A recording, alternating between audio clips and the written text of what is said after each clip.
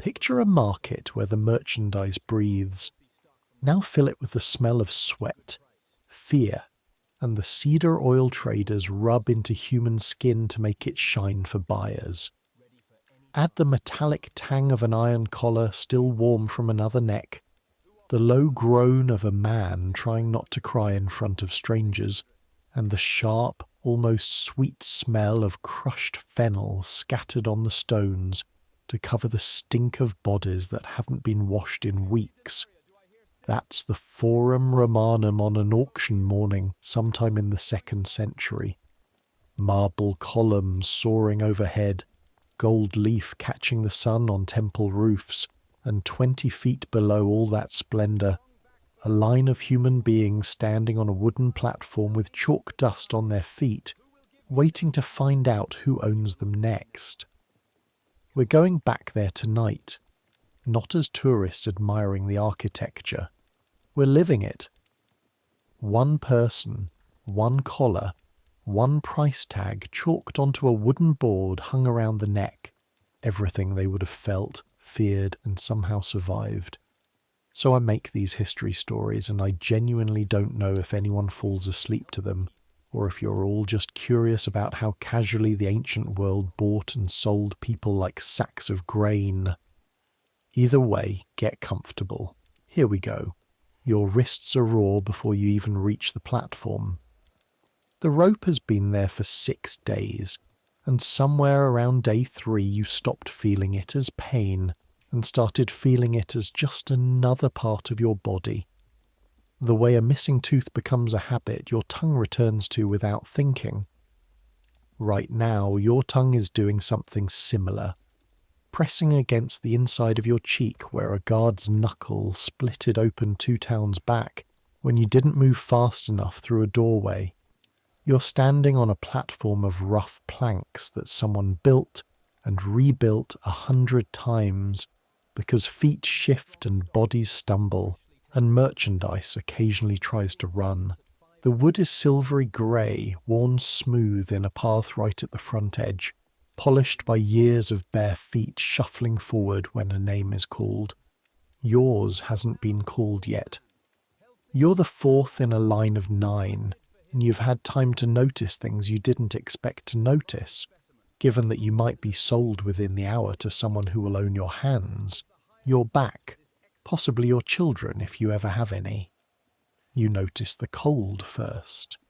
Not brutal cold, just enough that goose flesh has risen along your arms and stayed there, because they stripped you to a loincloth an hour ago, so buyers can inspect the goods without fabric getting in the way.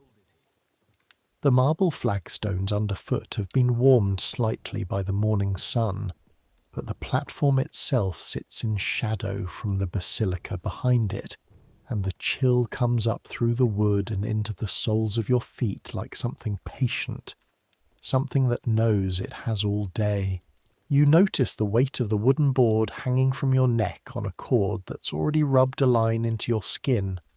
Someone has written on it in charcoal. In Latin you can read maybe 1 word in 5 of, though you understand enough to know your age is on there, wrong by 2 years, and your price, and a single word describing your supposed temperament that the dealer invented because buyers like a story.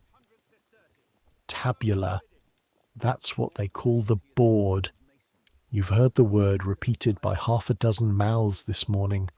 Tabula, tabula, as buyers lean in to read it, then lean back to look at your teeth. A man with ink-stained fingers and a wax tablet steps up first. He is not interested in your face. He pulls your lower lip down with his thumb, checking your gums the way you'd check a horse, then taps 2 fingers against your front teeth to test if they're loose. They are not. He grunts, which could mean anything, and moves to the man on your left who flinches when the thumb touches his mouth, and the dealer standing behind the platform snaps something sharp in Latin that makes the man go still. Flinching costs money. You learned that on the road, somewhere outside a town whose name you never caught, when a boy 2 places ahead of you in the coffle flinched away from a buyer's inspecting hand, and got backhanded across the face hard enough to split his cheek against his own teeth. After that, none of you flinched. You learned to stand like furniture. Furniture doesn't flinch, and furniture sells for a better price than damaged goods that might be skittish, might run, might be more trouble than they're worth.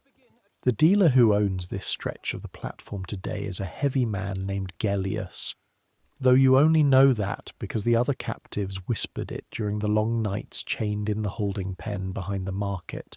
Gellius has a voice built for shouting over crowds, a voice that somehow manages to sound bored while still carrying across 50 feet of open forum. He's selling you the way a man sells fish he's tired of looking at. "Strong back," he calls out, slapping a hand against your shoulder hard enough that you stagger half a step before catching yourself. No marks on the skin, no flogging scars, which tells you everything about temperament you need to know. Hasn't given anyone reason to whip him yet. A small lie. There is a mark, low on your ribs where his own assistant struck you 3 days ago for moving too slowly through a river crossing, but it sits where the loincloth nearly hides it, and Gellius is not in the business of pointing out his own merchandise's flaws. 2 buyers are circling now, walking the slow predatory circuit of men who have done this many times and feel no urgency. One is a steward, you guess, by the quality of his tunic and the soft, uncalloused hands. The kind of man who buys for someone else's household and has learned to drive a hard bargain because his own reputation depends on it. The other is younger, expensively dressed, with rings on 3 fingers and the particular restlessness of someone who has money and not much patience for spending it carefully. "Where's he from?" the steward asks, not looking at you, addressing Gellius the way you'd address a shopkeeper about a piece of furniture. "Mountains east of the Danube," Gellius says, which might be true, you genuinely don't know anymore. The days of marching have scrambled your sense of where home was relative to where you are now. Captured in the spring campaign, strong stock up there, cold winters make for hard bodies. The steward steps closer, and you smell wine on his breath even at this hour. And beneath that the cedar oil he's rubbed into his own beard, a smell so different from the animal stink rising off your own unwashed skin that for one disorienting second you understand, completely and without translation, exactly how far apart you and this man stand in the order of things. He could be looking at a cow. He is functionally looking at a cow that happens to also be able to read a little, carry messages, and someday possibly father more cows. He grips your jaw, turns your face left, then right, the way you check a coin for forgery. His thumb finds the corner of your mouth and presses, and you taste blood again, where the old split reopens slightly. 2,000, Gellius says before anyone's asked. The young man with the rings laughs short and sharp. 2,000 for a damaged merchandise with a split lip and mud still under his nails. The mud is from the journey, not from rolling in a pigsty. And the lip will heal in a week. You're not buying his face, you're buying 20 years of labour. This is the part nobody tells you about beforehand. The part that no story about ancient Rome quite prepares you for. It isn't the chains. It isn't even the auction block itself, the physical humiliation of standing half naked while strangers discuss your teeth. It's the arithmetic, the casual, almost friendly way 2 men in good sandals negotiate a number that represents the entire remaining shape of your life, the way you'd haggle over a mule, except the mule doesn't understand every word being said about it. 2,000 sestertii.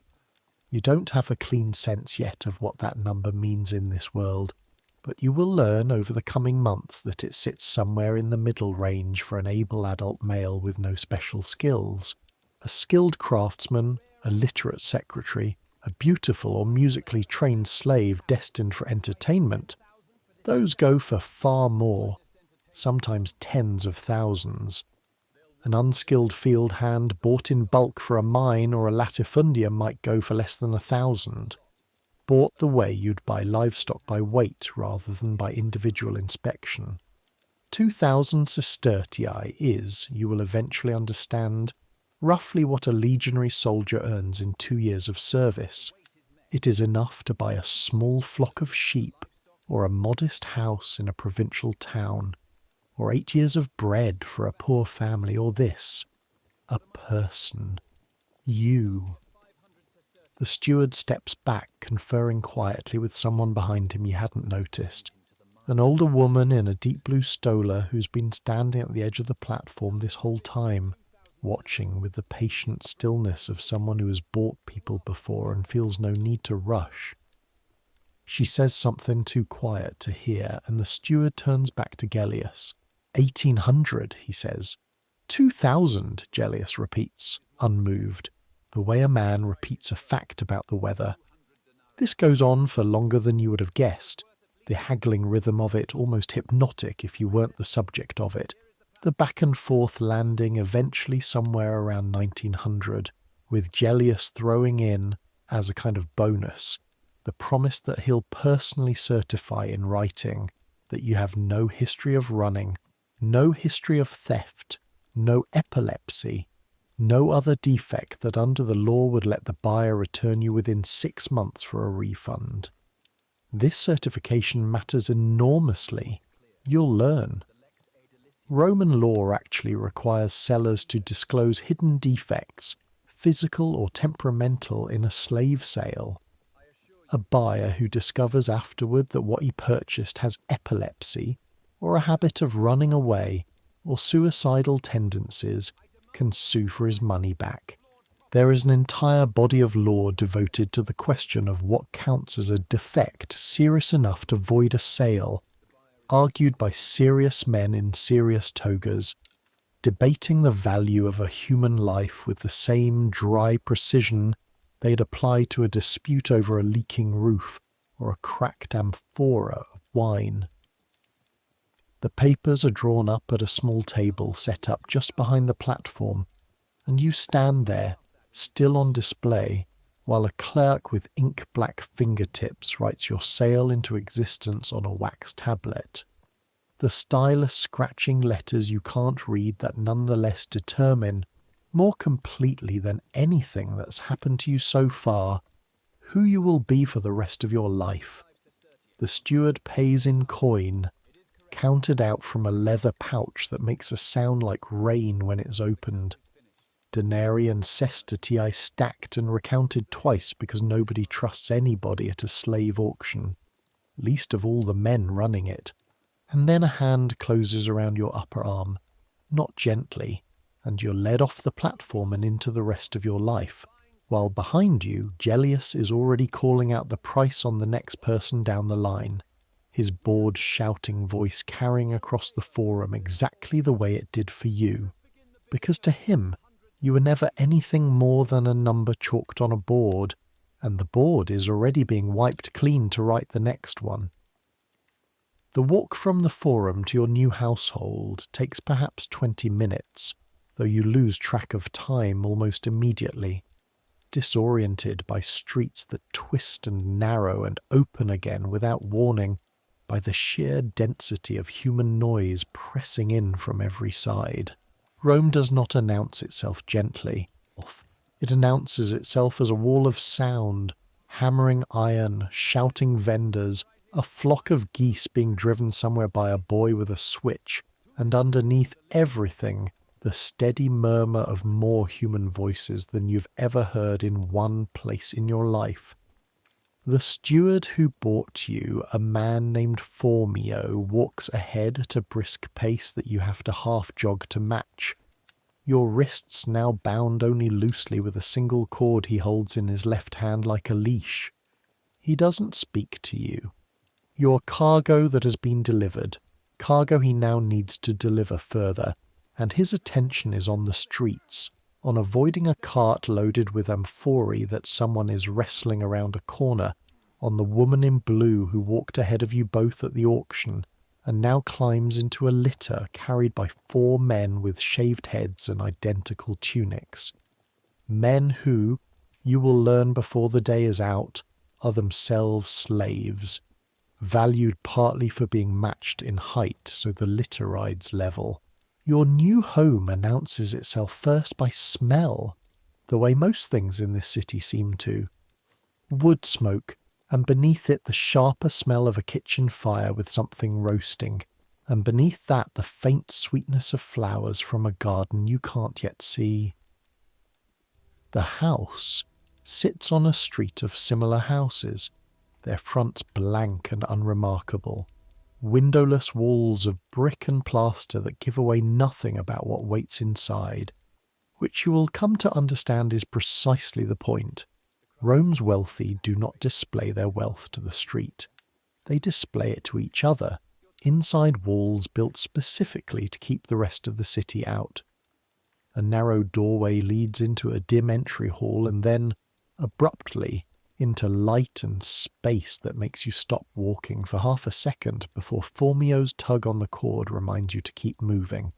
The atrium opens above you to the sky itself, a rectangle of pale blue framed by a sloped roof, rain channeled down into a shallow pool in the floor below, the water catching light and throwing it back up onto painted walls, red and ochre and a deep black that makes the painted figures on it seem to step forward out of the surface. There are columns. There is a floor made of small coloured stones set into patterns you don't have time to study. A fish, you think, or maybe a wave, before you're moved on through another doorway into a corridor that smells distinctly less like flowers and distinctly more like the kitchen. This is where the house actually runs, you realise within your first hour there, somewhere behind and below the beautiful rooms that visitors see. A narrow stair leads down to cellars where amphorae of wine and oil stand in rows taller than a man, their clay bodies cool to the touch, their necks sealed with pitch that smells faintly tarry when you brush against one in the dark. A kitchen with a brick hearth, built into the wall, fire kept low and constant, a slave your own age stirring something in a black pot with a wooden spoon worn thin on one edge from years of the same motion. The corridor beyond that leads to small rooms where you and others like you will sleep. Rooms with no windows, where 6 or 8 bodies share floor space barely larger than the platform you stood on this morning. Formio finally speaks to you properly once you are standing in front of the household's chief steward, a freedman named Eutyches, who manages every practical aspect of the domus, and answers, in turn, only to the master and mistress themselves. Eutyches looks you over with considerably more attention than the buyers at the auction gave you, because he is the one who will actually have to find use for you every day for years to come. "Can you read?" he asks, in Latin clean enough that you understand it without translation, though your own attempt at an answer comes out clumsy and accented. A handful of Latin words you picked up during the march south, stitched together with gestures. A little, you manage, learning. He makes a note of this on a tablet of his own, the same way the clerk at the auction did, your existence converted again into marks on wax. You'll start in the kitchen and the garden. If you're worth more than that, it will show itself. This is, you will come to understand how the household sorts its people, not by what they were before, not by skill they had no chance to display at auction, but by trial. You are given a task, watched, and either kept doing it, or moved to something else depending on whether you ruin it. There is no ceremony to this sorting. There is just Eutyches, watching with the flat patient attention of a man who has sorted 40 bodies before you, and will sort 40 more after, deciding within a matter of days whether you will spend the next 10 years grinding grain, scrubbing floors, minding children, or something else entirely. That first night, lying on a thin pallet of straw in a room with 5 other men you don't yet know, you do something you haven't allowed yourself to do since the soldiers came through your village. You let yourself remember it, just for a moment, in the dark where no one can see your face. The smell of your mother's bread. The particular blue of the sky over the hills where you grew up. A colour you have not seen once since arriving in this country of brick and marble and noise. You let the memory surface. Hold it for exactly as long as you can stand it, and then you push it back down because there is no version of tomorrow that is improved by spending tonight in grief. Tomorrow there will be work. Tonight there is only this straw, and the breathing of strangers around you, and a fatigue so total it arrives almost like mercy, pulling you down into sleep before the grief can finish its work on you.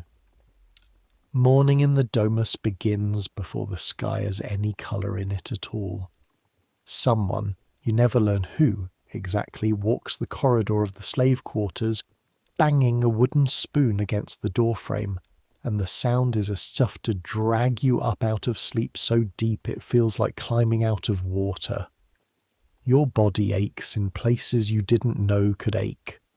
The particular soreness of muscles used differently than they were used to during weeks of marching, and your hands, when you flex them in the dark, feel stiff and swollen at the knuckles. The kitchen slave from yesterday, whose name turns out to be Dharma, shows you the morning routine without much patience for explaining twice. Grain first. The household goes through an extraordinary amount of grain, and a good portion of every day without exception, is spent turning that grain into something edible. You are given a rotary mill, 2 flat stones the size of dinner plates stacked one on top of the other, a wooden handle jutting from the upper stone, and a basket of wheat that needs to become flour before the bread can be baked before the household wakes properly and demands its breakfast. The handle is smooth from years of other hands, and within 20 turns your palm already feels the friction building, a hot patch low on your thumb that will, you already suspect, become a blister by midday. The grain rattles and crunches between the stones with a sound like gravel underfoot, and the flour that sifts down into the basin below comes out coarse and pale, dust rising off it in a fine cloud that catches in your throat and makes you cough, which earns you a sharp look from Dharma, who has clearly done this so many thousands of times that dust no longer bothers her at all. Faster, she says, not unkindly, just factually. Mistress wants bread by the 2nd hour, and you're turning that like an old woman. You turn it faster. Your shoulders begin to burn somewhere around the 100th rotation, a deep ache that settles into the muscle and doesn't leave even when you switch the handle to your other hand. The grain dust mixes with the sweat already forming at your hairline and runs down in pale tracks, and somewhere in the rhythm of it, turn and crunch and turn and crunch, you find yourself counting without meaning to, a habit your mind reaches for simply to have something to hold on to besides the burn in your arms. 2,000 sestertii bought this. Bought hands that turn a millstone before dawn so that other hands with rings on them, can eat bread without ever having felt the grain crunch between stone and stone. You'll think about this arithmetic often in the months ahead. The way the price of a person translates, hour by hour, into the comfort of someone who never has to think about where bread comes from. By the time the sun properly rises, you've moved from the mill to the garden behind the house, a space considerably larger than the house's narrow street frontage would suggest, walled on all sides. with fruit trees espaliered against warm brick and neat rows of vegetables that someone tends with real care. Your task here is weeding, on your knees in soil still cool and slightly damp from whatever watering happened the evening before, fingers working through dirt that gets under your nails in a way that won't fully wash out for days. The texture of it is almost pleasant compared to the mill, cool and yielding where the mill was hot friction, and for a few minutes you let yourself notice small things. The particular green smell of crushed mint when your knee presses against a patch of it. A lizard, no longer than your finger, frozen still against a sun-warmed brick before darting away. The weight of a weed's root resisting briefly before it gives and pulls free, leaving a small, cool cavity in the soil that your fingers automatically smooth over. Eutyches passes through the garden around mid-morning, hands clasped behind his back, the posture of a man inspecting work rather than doing it. He pauses near you long enough to watch your hands move through 2 or 3 weeds, says nothing, and moves on, and somehow that silence feels heavier than criticism would have, because you cannot tell from silence alone whether you've passed some invisible test or simply not yet failed one. Around midday, you are given a small portion of bread, the very bread you helped grind that morning, along with a handful of olives and a cup of watered wine so thin it barely deserves the name. More like wine had once been introduced to this water, and then quickly excused itself. You eat standing in the kitchen doorway, because there is no time allotted for sitting, watching Dharma prepare a far more elaborate midday meal for the master and mistress. Fish wrapped in fig leaves, a sauce thickened with egg yolk that she stirs with a concentration she never once showed while teaching you the mill. "That's not for us," she says, when she catches you watching the fish a beat too long. "Don't get ideas about it." You hadn't been getting ideas, not really. Just noticing, the way you've started noticing everything in this house. Cataloguing the gulf between what passes through your hands and what eventually ends up in someone else's mouth. The fish alone, you'll learn over the coming weeks, costs more than you eat in bread over an entire month. The sauce ingredients, the imported pepper ground into it, the honey from a specific region praised for its flavour, together cost more than your own purchase price divided across several months of labour. This is the strange mathematics of the Roman household, one you will spend the better part of a year coming to understand. A slave is, on paper, an expensive purchase, a significant outlay of capital that a careful master tracks the way he tracks any investment. But once purchased, the daily cost of keeping that slave fed and minimally clothed is almost nothing compared to the cost of a single fine dinner for guests, almost nothing compared to a new pair of sandals for the mistress, almost nothing at all compared to anything the household actually values. You are, once bought, cheap to maintain and expensive to replace, which means your labour is squeezed for everything it can give precisely because feeding you costs so little relative to what you produce. By afternoon you've moved to carrying water, an endless circuit between a public fountain 3 streets over and the household cistern, 2 buckets balanced on a yoke across your shoulders that bites into the skin there within the first dozen trips and leaves a mark that will, by week's end, become a permanent callus. The fountain itself is a small marvel you didn't expect, water arriving there through channels you can't see, piped in from an aqueduct that brings it from hills outside the city, a system of engineering so vast and so taken for granted by everyone around you that nobody else waiting at the fountain seems to find it remarkable at all. You do. You stand for a moment, buckets full, water sloshing cold against your bare calves, and look at the stream pouring steadily from a carved lion's mouth, and think about how far that water has travelled to reach this exact spot, carried by gravity and stone channels built by men who are themselves probably dead now, their names forgotten, their work still running water into this city every single day. A woman behind you in the queue, waiting with her own jugs, mutters something about the wait being longer than usual, and the moment passes, and you shoulder the yoke again and walk back toward the house, with your shoulders already screaming and the day not even half finished yet. You see the master of the house properly for the first time on your third day, and the encounter lasts perhaps 4 seconds, which is, you will learn, about average.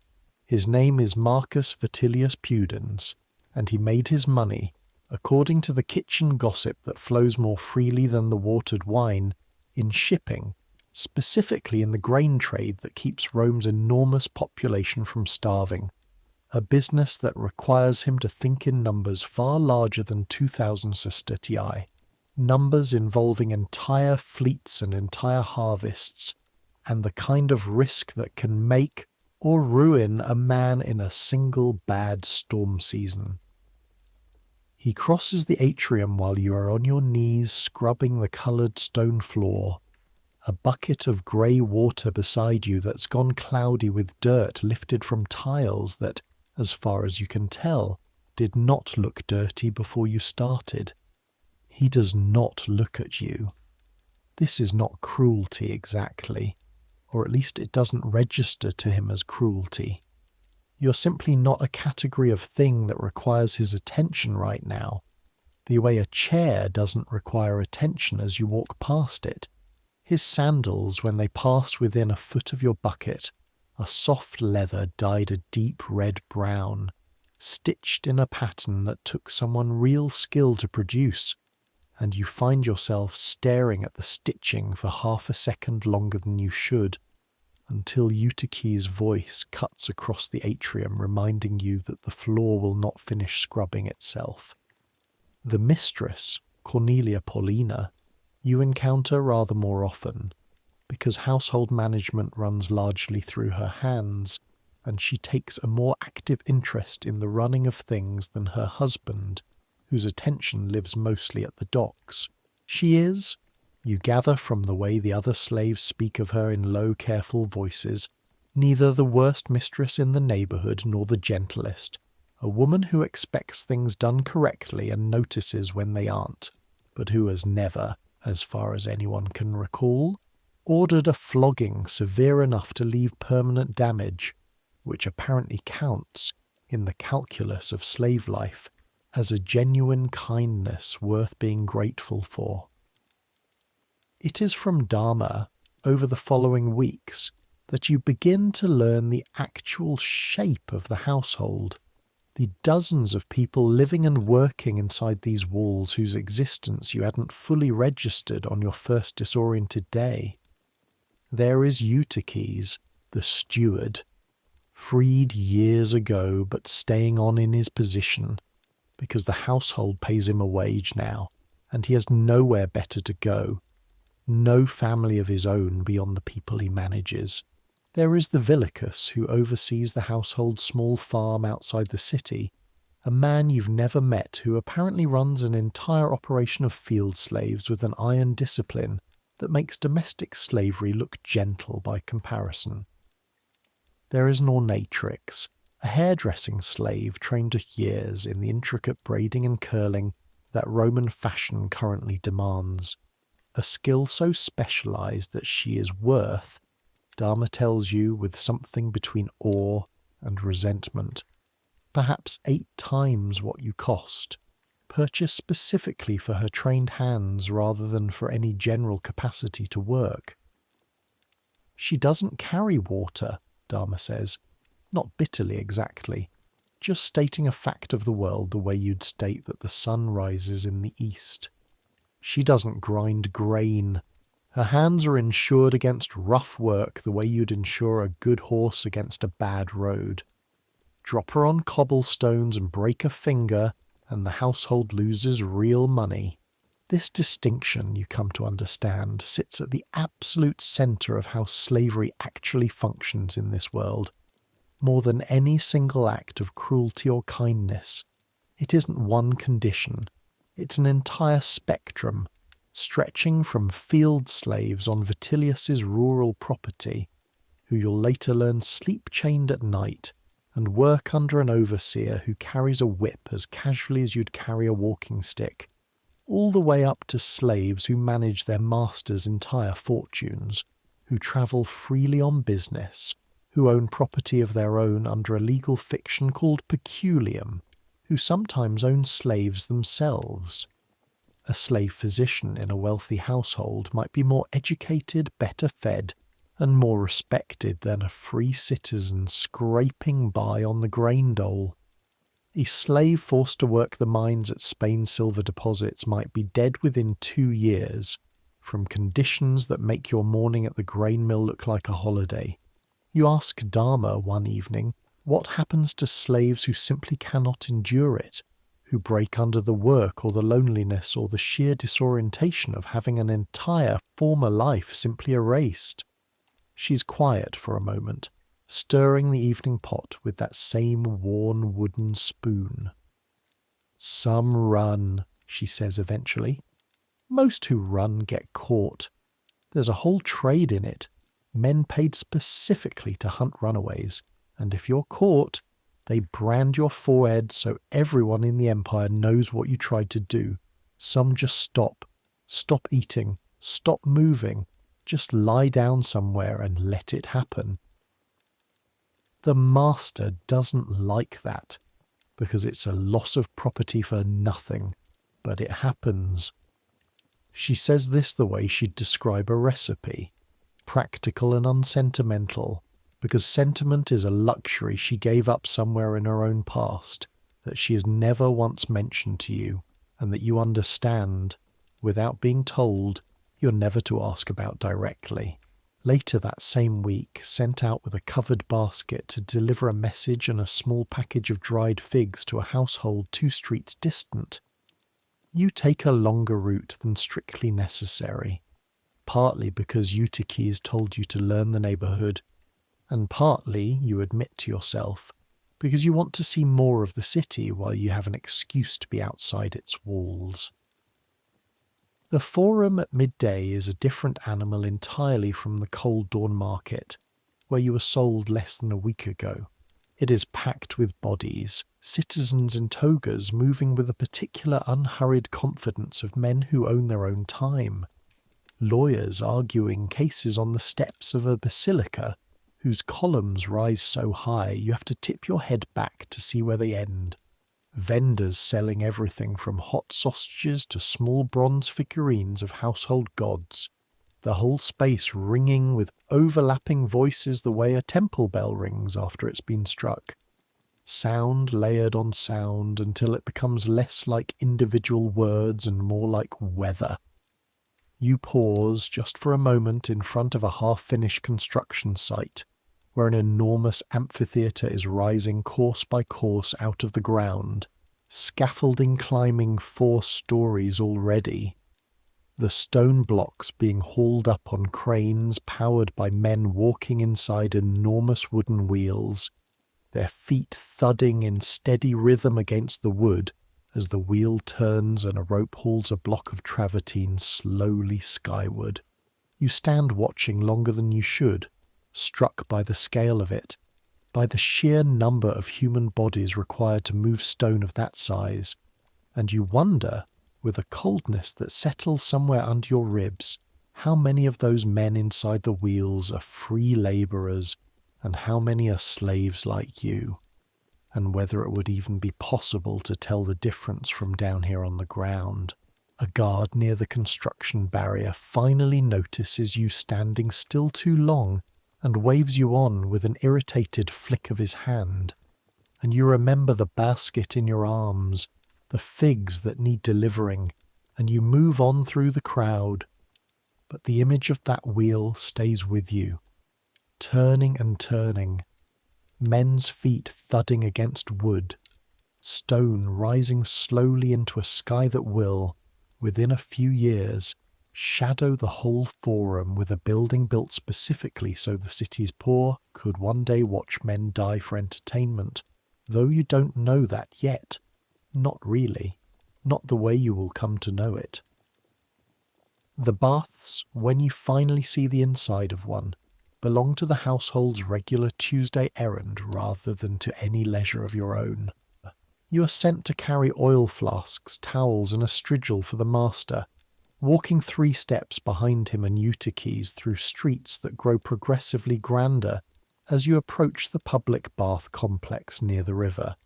A building so large that from a distance you mistake it for another temple complex entirely. Inside, the air changes before your eyes adjust to the dim light. It is wet heat, a thickness in the lungs unlike anything you felt before, steam curling up off a pool of water deliberately kept near boiling in one chamber, and through an archway beyond it, a second pool cold enough to make grown men gasp audibly when they lower themselves into it. The smell is its own complicated layer, perfumed oil mixing with the mineral tang of heated water, sweat, and beneath everything, the faint smoky char of the furnace rooms below the floor, where slaves you never see feed wood into fires hot enough to heat the water and the floor tiles both, working in conditions you can only imagine from the occasional gust of superheated air that escapes through a floor grate near your bare feet. You're not permitted into the warm pools yourself, obviously. Your task is to wait in the antechamber with the other attending slaves, holding folded towels and a small clay jar of scented oil, until the master finishes his swim and his conversation with 2 other men of similar standing. Men who discuss grain prices and a recent shipwreck near Sicily, with the same unhurried tone they might use to discuss the weather, occasionally laughing at something one of them says, their voices echoing off tiled walls built specifically to carry sound the way a theatre carries an actor's voice to the back row.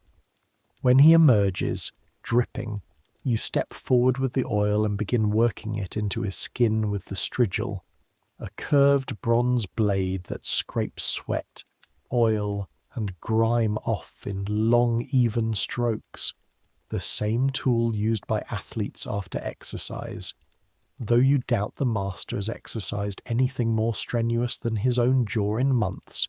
Your hands ache faintly from the morning's water carrying, but this work at least asks less of your shoulders, more of your patience, careful even strokes so as not to nick the skin, while steam rises around you both, and somewhere nearby someone is being given a far rougher massage, grunting under the pressure of an attendant's elbow working a knot loose from his back. It is at the baths, oddly, that you have your first real conversation with another person since your purchase. A conversation that isn't an instruction or a correction. An older slave, attending a different master a few feet away, catches your eye while both of you wait for your respective masters to finish dressing, and offers you, without preamble, half a small honey cake he'd been given by his own master's cook. "You're new," he says. It isn't a question. "I can tell by how careful you're being with that strigil. Relax your wrist a little. He won't notice if a stroke is half an inch off. His name is Glyco, and he has belonged to the same family for 19 years, since he was younger than you are now, brought from somewhere near the eastern edge of the empire as a boy, and trained up through several positions until he landed, more or less permanently, as the household's bath attendant and occasional barber. 19 years, you repeat, the number landing somewhere heavy in your chest. 19 years, he agrees, with no particular bitterness in his voice, just the flatness of a fact long since absorbed. My masters promised manumission when I turned 40. Could be true. Could be something he says to keep me working hard without complaint. I'll find out in 6 years either way. Do you believe him? Glyco considers this with real seriousness, the way you'd consider a genuine philosophical question rather than small talk between two men holding towels. I believe he believes it right now. Whether he believes it in 6 years, when he's used to having me, when I know every habit of his household better than he does himself, that's a different question entirely. He shrugs, the gesture small and economical. Either way, working hard costs me nothing extra. Working badly costs me everything. So I work hard and hope. It is the first piece of actual wisdom anyone has offered you since the auction block. Delivered not as a lecture, but as a passing comment between two men with wet hands and limited time, and you carry it with you out of the bathhouse the way you'd carry a coin you found in the street. Small but unexpectedly valuable. Don't let this city make you stupid with hope or stupid with despair, Glyco adds, as your master calls for you across the antechamber. Both kill you about as fast as each other. You think about that sentence more than you expect to in the weeks that follow. Weeks pass, and the household begins trusting you with errands that carry real consequence if you fail at them. You are sent one morning to the meat market near the river with strict instructions and a small leather purse of coins counted out by Eutyches himself, who counts them twice in front of you, not because he suspects you of theft exactly, but because the counting itself is a warning, a reminder that every coin in that purse is tracked, and any coin missing on your return will be assumed to be missing because of you. The market is its own assault on the senses, carcasses hanging from iron hooks, flies thick in the warm air despite the vendor's constant swatting, blood pooling on stone slabs that get sluiced with buckets of water every hour or so, the water running pink into a drain at the market centre. You have a list, memorised rather than written since you still can't fully trust your reading, and you move through the stalls comparing prices the way Eutyches taught you, a skill he drilled into you over several evenings, with a patience that surprised you, given how little patience he shows for almost anything else. A pound of decent pork costs you about as much as you'd earn, were you a free labourer, for half a day's unskilled work, though of course you earn nothing at all, your labour belonging entirely to the household, your purchase price already paid in full months before any of this shopping happens. The vendor, a heavy-set woman with forearms thick as some men's thighs, haggles with you exactly as hard as she'd haggle with a free citizen. 'Cause your coins spend the same regardless of who's holding the purse, and this strikes you standing there negotiating the price of a shoulder of pork as one of the genuinely strange truths of this whole system.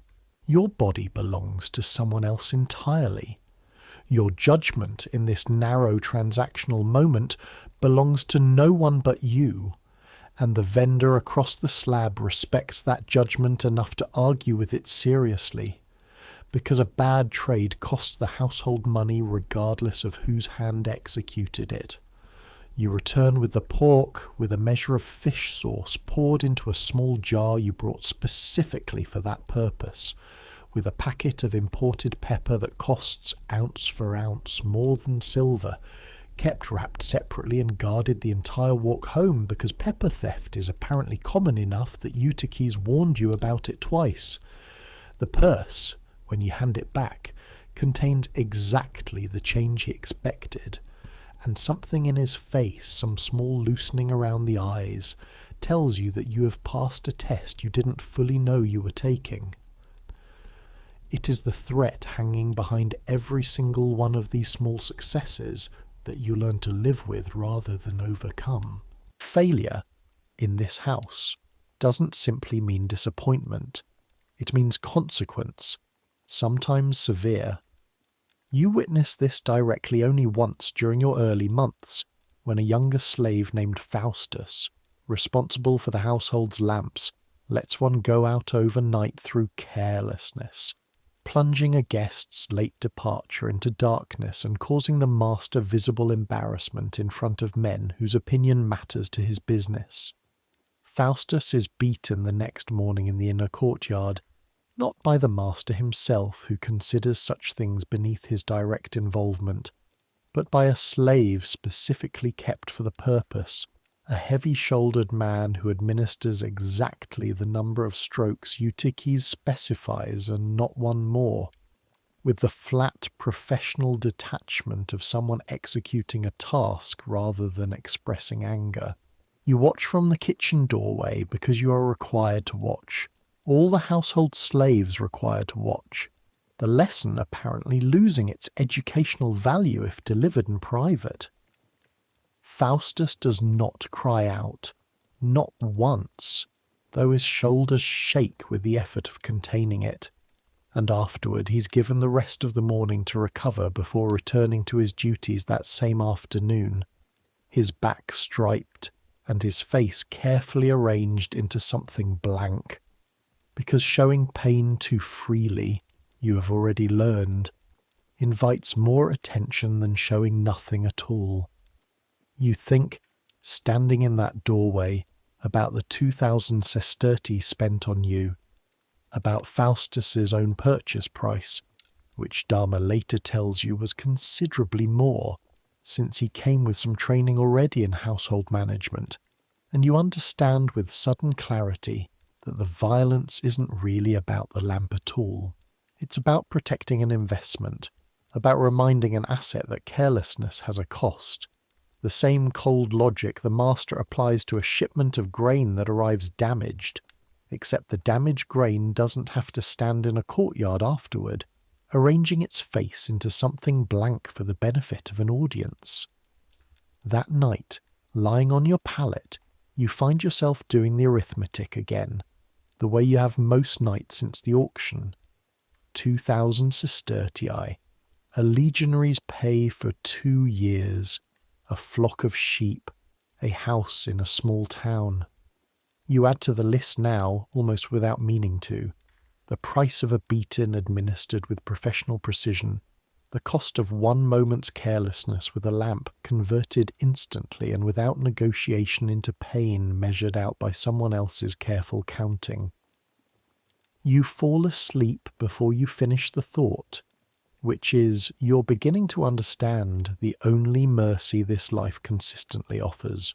Autumn arrives, and with it, a date you've heard whispered about since your second week in the household, with a kind of anticipation that surprises you, given how little anyone here seems to anticipate anything good.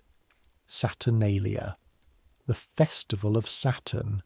7 days when the entire ordinary structure of the household, the entire ordinary structure of Rome itself, gets turned deliberately upside down, and you do not believe it. Not really, not until you're living through it yourself. It begins with the sacrifice at dawn that you're permitted to watch from the edge of the courtyard, the household's small shrine to Saturn dressed with greenery, the master himself, not Eutyches, not a designated slave, performing the rites with his own hands. And then, before the smoke from the sacrifice has even cleared, something happens that you genuinely cannot reconcile with anything you've learned about this house in the month since your arrival. The master removes his toga, not for comfort, not for practicality, but as a deliberate gesture, replacing it with a simple woolen tunic, the same kind of garment you wear every single day of your ordinary life. And then he gestures toward the dining room, where a table has been set, and tells you specifically, along with Dharma and Faustus and 4 others, to sit. You do not sit. Your body simply refuses the instruction for several long seconds, every instinct built over months screaming that this is a trap, a test you'll fail by taking it seriously. Eutyches, of all people, is the one who nudges you forward. It's tradition, he says, and there's something almost amused in his voice. the closest to warmth you've heard from him. Sit, eat. For these 7 days, the house runs differently. You sit stiffly at a table you have served at dozens of times, without ever once imagining your own body occupying a chair at it, and the master himself, along with Cornelia Paulina, serve you food with their own hands, pouring wine that isn't watered down the way your usual ration is, setting dishes in front of you that you recognize from the kitchen as the kind of fare reserved for guests rather than household slaves. The wine is strong enough that your face flushes within a few cups, and the food, roasted fowl seasoned with herbs you don't have names for, tastes so rich after months of bread and olives that you eat slower than you should, savouring each bite the way you'd savour something you suspected might never come again. Dharma, beside you, eats with her eyes slightly too bright, and you understand without asking that she's thinking the same thing you are, that this entire elaborate reversal, however genuinely felt in this exact moment, will end in 7 days precisely on schedule, and the master will put his toga back on, and you will go back to grinding grain before dawn, and the only difference will be the memory of this single week sitting where you don't belong, eating food that isn't yours, a memory that might make the return to ordinary servitude feel even heavier by comparison, or might, depending on the person, give you something to hold on to through an entire year of work. Later that same evening, dice are produced, and a king is chosen by lot to rule over the household's revelries for the night. A slave selected at random from a clay pot of marked tokens, and by sheer chance the lot falls to you. You spend 2 strange, disorienting hours being addressed as Rex, the king, issuing absurd small commands that the master himself plays along with, fetching you a cushion, performing a comic dance at your request, the entire household laughing in a way you have genuinely never heard this house laugh before, warmth and wine loosening something in everyone present that the rest of the year keeps carefully, deliberately locked down. You go to sleep that night of your reign as king, with your head spinning slightly from unwatered wine, and you think just before sleep takes you about Glyco's warning at the baths. Don't let this city make you stupid with hope. You think you understand now exactly what he meant. Saturnalia is real in its way. The kindness in it, however temporary, is not entirely false, but it is also a release valve, a single safe week where the household pretends the whole arrangement could be different, precisely so that the other 51 weeks of the year, the arrangement can remain exactly, unchangeably the same. Winter settles over the city, and the household's rhythm shifts with it. Less garden work now, more time spent indoors mending, weaving, the constant low-grade cold that seeps up through the unheated floors of the slave quarters and settles into your joints overnight, so that mornings begin not just with exhaustion, but with a stiffness you have to work out of your fingers before they'll properly close around the mill handle. You learn to sleep curled tight against whichever bodies share your room, not from affection exactly, though something like affection does grow slowly among people forced into this much enforced closeness, but from simple thermodynamics, 6 bodies generating more warmth pressed together than scattered apart on cold straw. It is during this stretch of the year, with the household's outdoor work thinned out, that Eutychius sends you on an errand that takes you, for the first time since your arrival, up onto one of the city's hills, carrying a message to a household connected to Vitellius's grain business, a household that happens to sit on the slope of the Janiculum across the river, with a view that you are not specifically instructed to look at, but that you cannot, once you reach the top of the path, make yourself ignore. Rome spreads out below you in a way that makes your chest tighten, not with grief exactly, though grief is somewhere in it, but with something closer to awe at the sheer scale of what humans have built here, layered onto a landscape of 7 hills the way frost layers onto a window. The river curves through the middle of it all, brown and slow this time of year, crossed by bridges whose stone arches you can trace with your eye from up here in a way you never could from down at street level, lost as you usually are in the press of bodies and the height of walls blocking every long view. You can pick out the dome shapes of temple roofs catching what thin winter light there is, the long rectangle of the Circus Maximus where, you've heard, chariots race before crowds numbering in the tens of thousands, more people gathered in one place than existed in your entire home village and the 3 villages around it combined. Smoke rises from countless chimneys and braziers, a permanent grey haze hanging low over the rooftops that, from up here, looks almost peaceful, almost beautiful, in a way it never does when you're standing directly underneath it, choking on someone's cooking fire. You think, standing there with a message scroll tucked safely inside your tunic, about the boy who arrived here in chains less than a year ago, terrified of every sound, flinching at every raised voice. That boy is still somewhere inside you. You can feel him there when a door slams unexpectedly, or when Utaki's tone sharpens without warning. But something else has grown up around him in these months. Something more watchful, more capable of reading a room, a market stall, a master's mood. The specific weight of silence that means approval versus the specific weight of silence that means trouble is coming.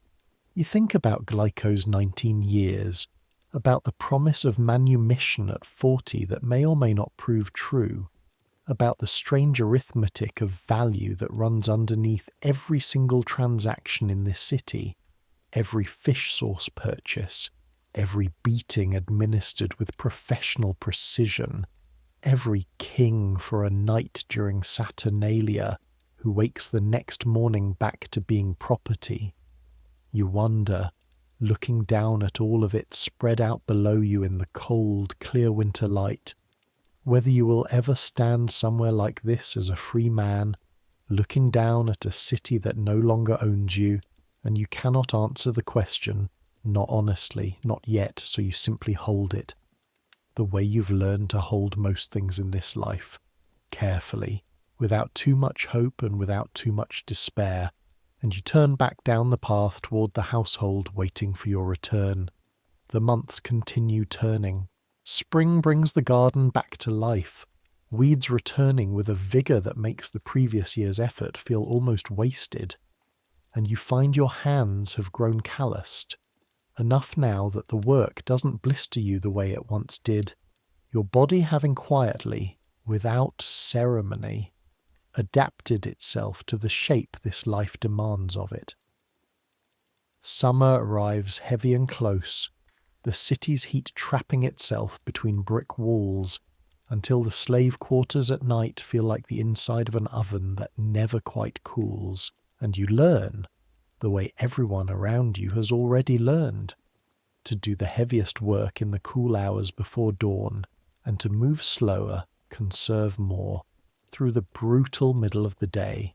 It is in the second summer of your time in the household, nearly 2 full years after the auction block, that the household's fortunes take a turn that ripples down through every level of the domus, all the way to the kitchen, all the way to your own straw pallet in a room you now think of, despite everything, as something close to home.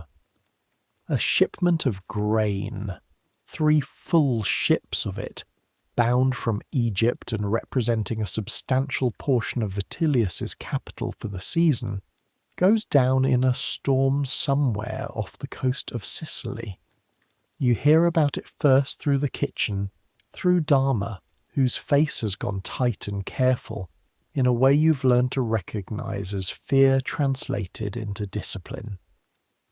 Eutyches spends 2 full days in closed conference with the master, and the household's mood during those days settles over everyone like the smoke haze you saw from the geniculum, present, suffocating, impossible to escape regardless of where in the house you happen to be standing. What happens, you ask Dama quietly, while kneading dough with hands that have done this so many times now? The motion requires no thought at all. If he loses too much? She doesn't answer right away, working the spoon through the pot with more force than the stew strictly requires. Then he sells what he can sell, she says finally. Land first, then household goods, then, if it's bad enough, some of us. The word lands in your stomach like a stone dropped into water. You had not, until this exact moment, fully understood that your own continued presence in this house, your own continued safety in a position you've spent 2 years learning to navigate, depends entirely on a financial calculation happening in a closed room between 2 men whose business decisions you have no influence over whatsoever and barely any understanding of. You think about Faustus's beating, about the cold arithmetic that runs underneath every kindness this household has ever shown you, and you understand with a clarity that makes your hands go briefly still over the dough that you have never once been safe here. You have only ever been, for a stretch of time that could end at any point a ship sinks somewhere off a coast you've never seen, temporarily useful at a price the household found acceptable to pay. The fire starts 3 streets away, in the dead hours of a hot August night, and you know something is wrong before anyone says a word, because the smell reaches your nose before any sound reaches your ears, a thick, acrid char riding in on the night air through the small high window of the slave quarters, different from cooking smoke. Sharper, wrong. Then the shouting begins, distant at first, then closer, the particular pitch of human voices that means something has gone badly, irreversibly wrong, and within minutes the entire household is awake. Eutyches's voice cutting through the corridor, ordering everyone up, up now. Get the water buckets, get the wet cloths, move. Rome burns often. You've heard this said so many times since your arrival that the words had stopped meaning anything specific to you, the way any warning repeated too often eventually does. The city's narrow streets, the wooden balconies stacked onto brick buildings that climb 5 and 6 stories into the air, the braziers and cooking fires burning in nearly every single room of every single insula, packed with families who can't afford anything safer. All of it adds up to a tinderbox that ignites with terrible regularity, and once it starts, there is very little standing between a single careless flame and an entire neighbourhood reduced to ash and bone. You are out in the street within minutes, barefoot, a bucket in each hand, joining a chain of bodies that has formed almost spontaneously between the household cistern and the direction of the smoke. Water passed hand to hand in a rhythm that has clearly been practiced before by people who've lived through this more than once. The night air, which should be cooling after the brutal heat of the day, instead grows warmer as you move toward the fire, a wrongness in the temperature that makes your skin prickle even before you can see flame.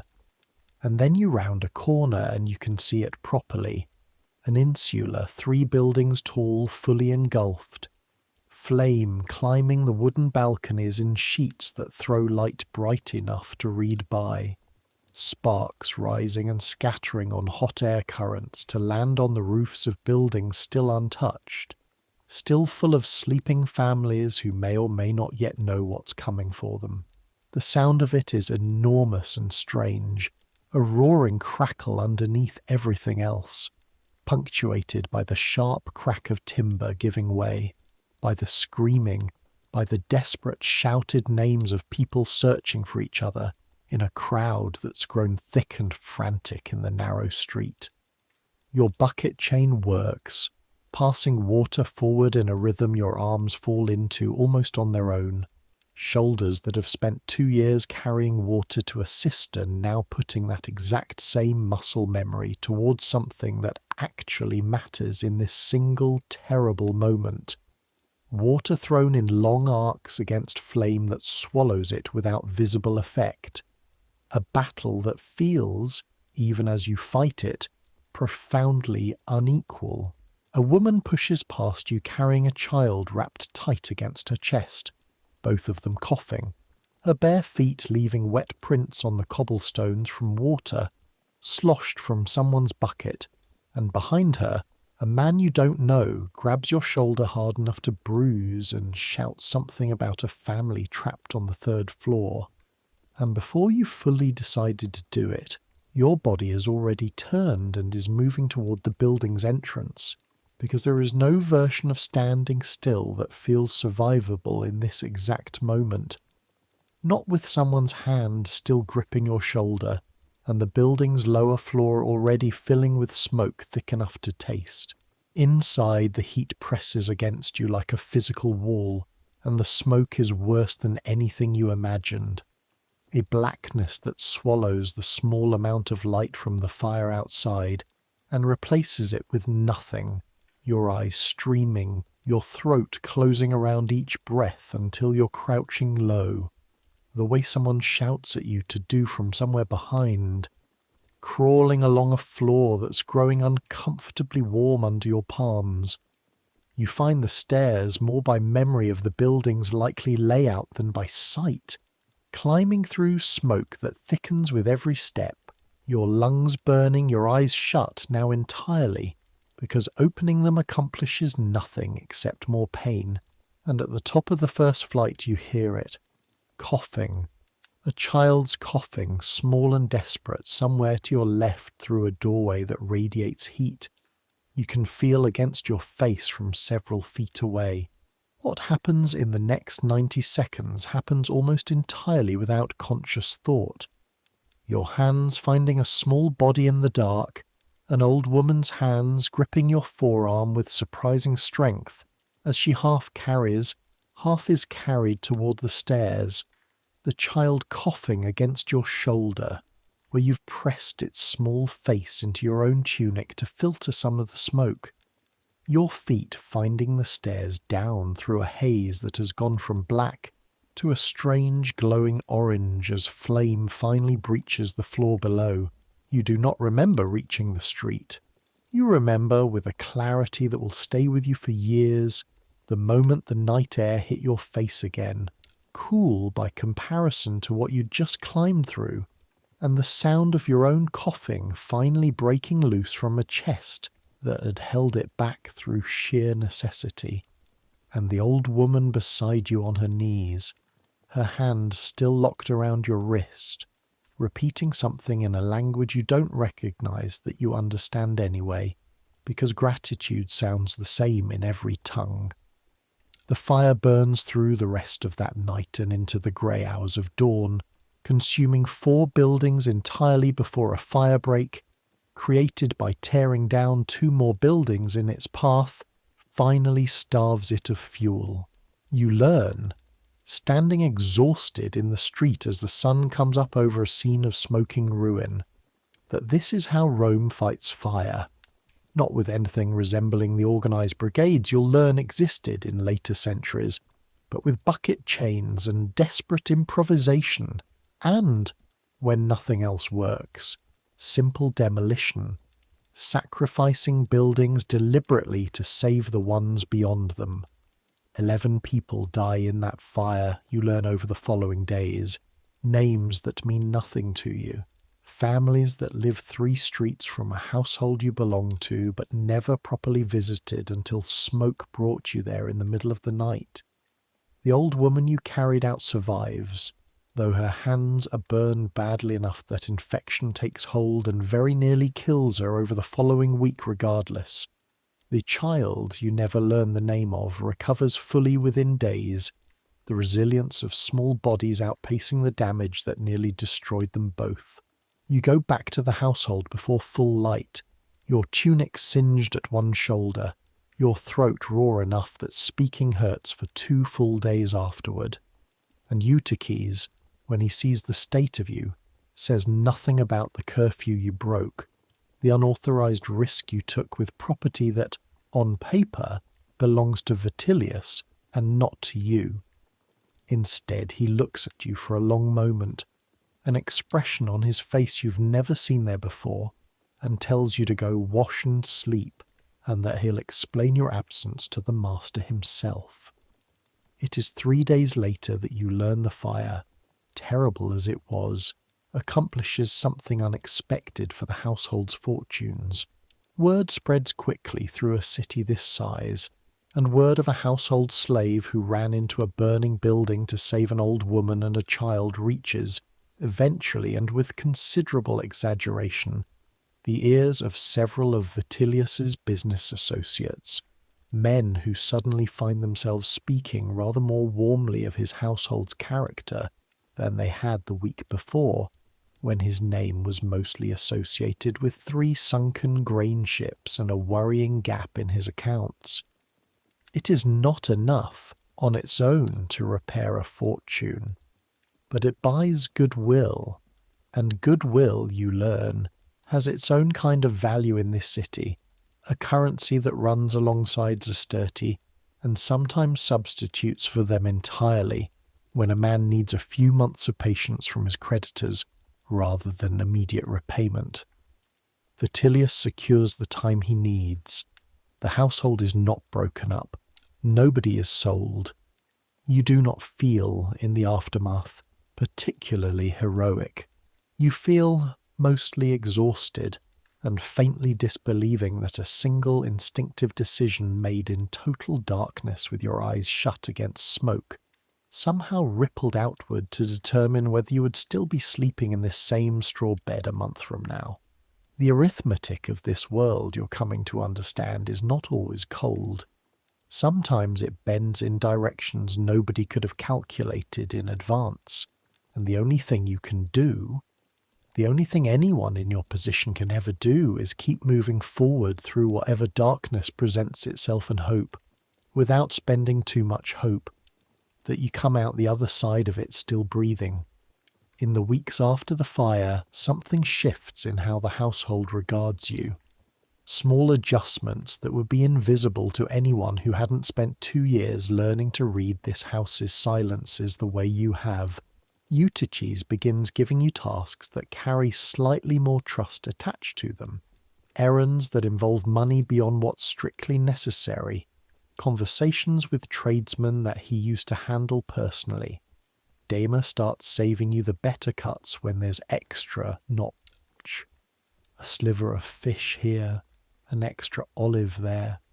Small kindnesses that cost her nothing to give and mean more to you than their size suggests.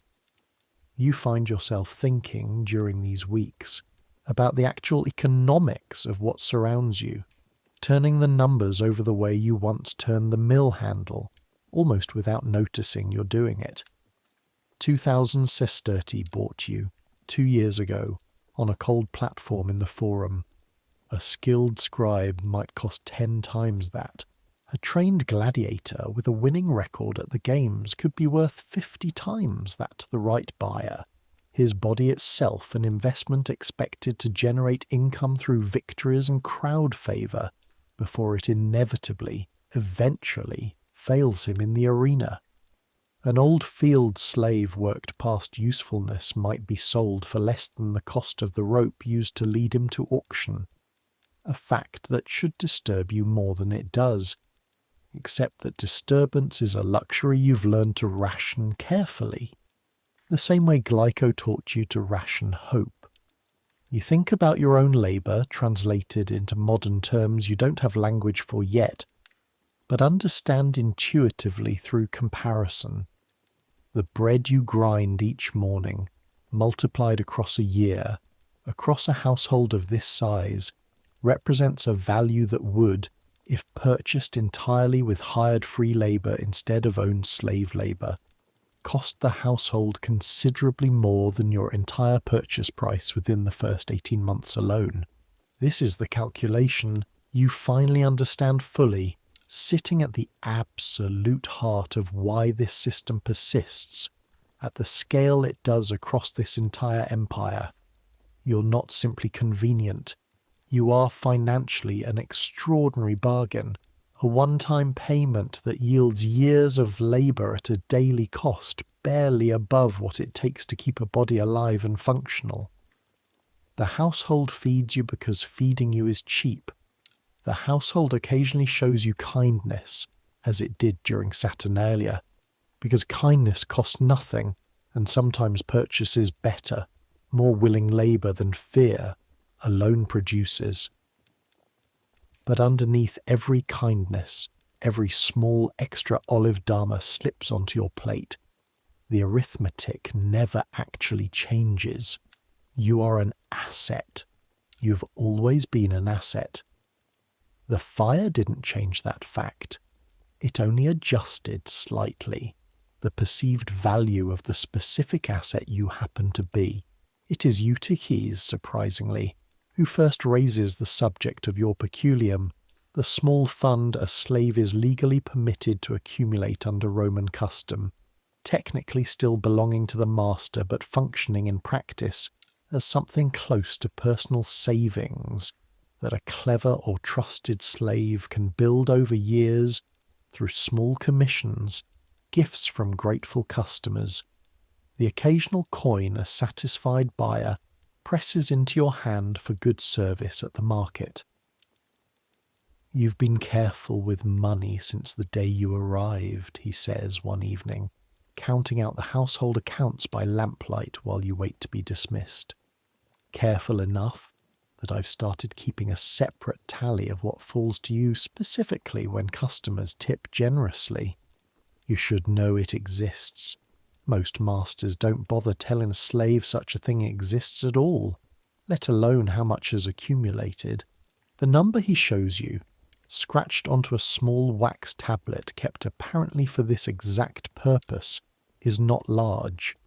It would not on its own buy your freedom, not by a wide margin, not for years yet, possibly not for a decade or more, depending on how generously fortune continues to treat you. But it exists. It is real. It is, in some small but undeniable way, yours, in a world that has otherwise made clear, repeatedly and without apology, that nothing about you currently belongs to you at all. You do not sleep well that night, not from distress, but from something almost the opposite. A careful, cautious arithmetic of hope running through your mind as you lie on the straw pallet that has become, despite everything, something close to familiar. If you save carefully, if the household's fortunes hold steady, if Vitellius proves the kind of master who eventually honours the unspoken bargain that good service deserves eventual freedom the way Glyco's master has apparently promised him. If you count the ifs the way you once counted mill rotations, a habit your mind has learned to lean on whenever the actual content of a thought becomes too large to hold comfortably. You think of Glyco's warning again. Don't let this city make you stupid with hope, or stupid with despair.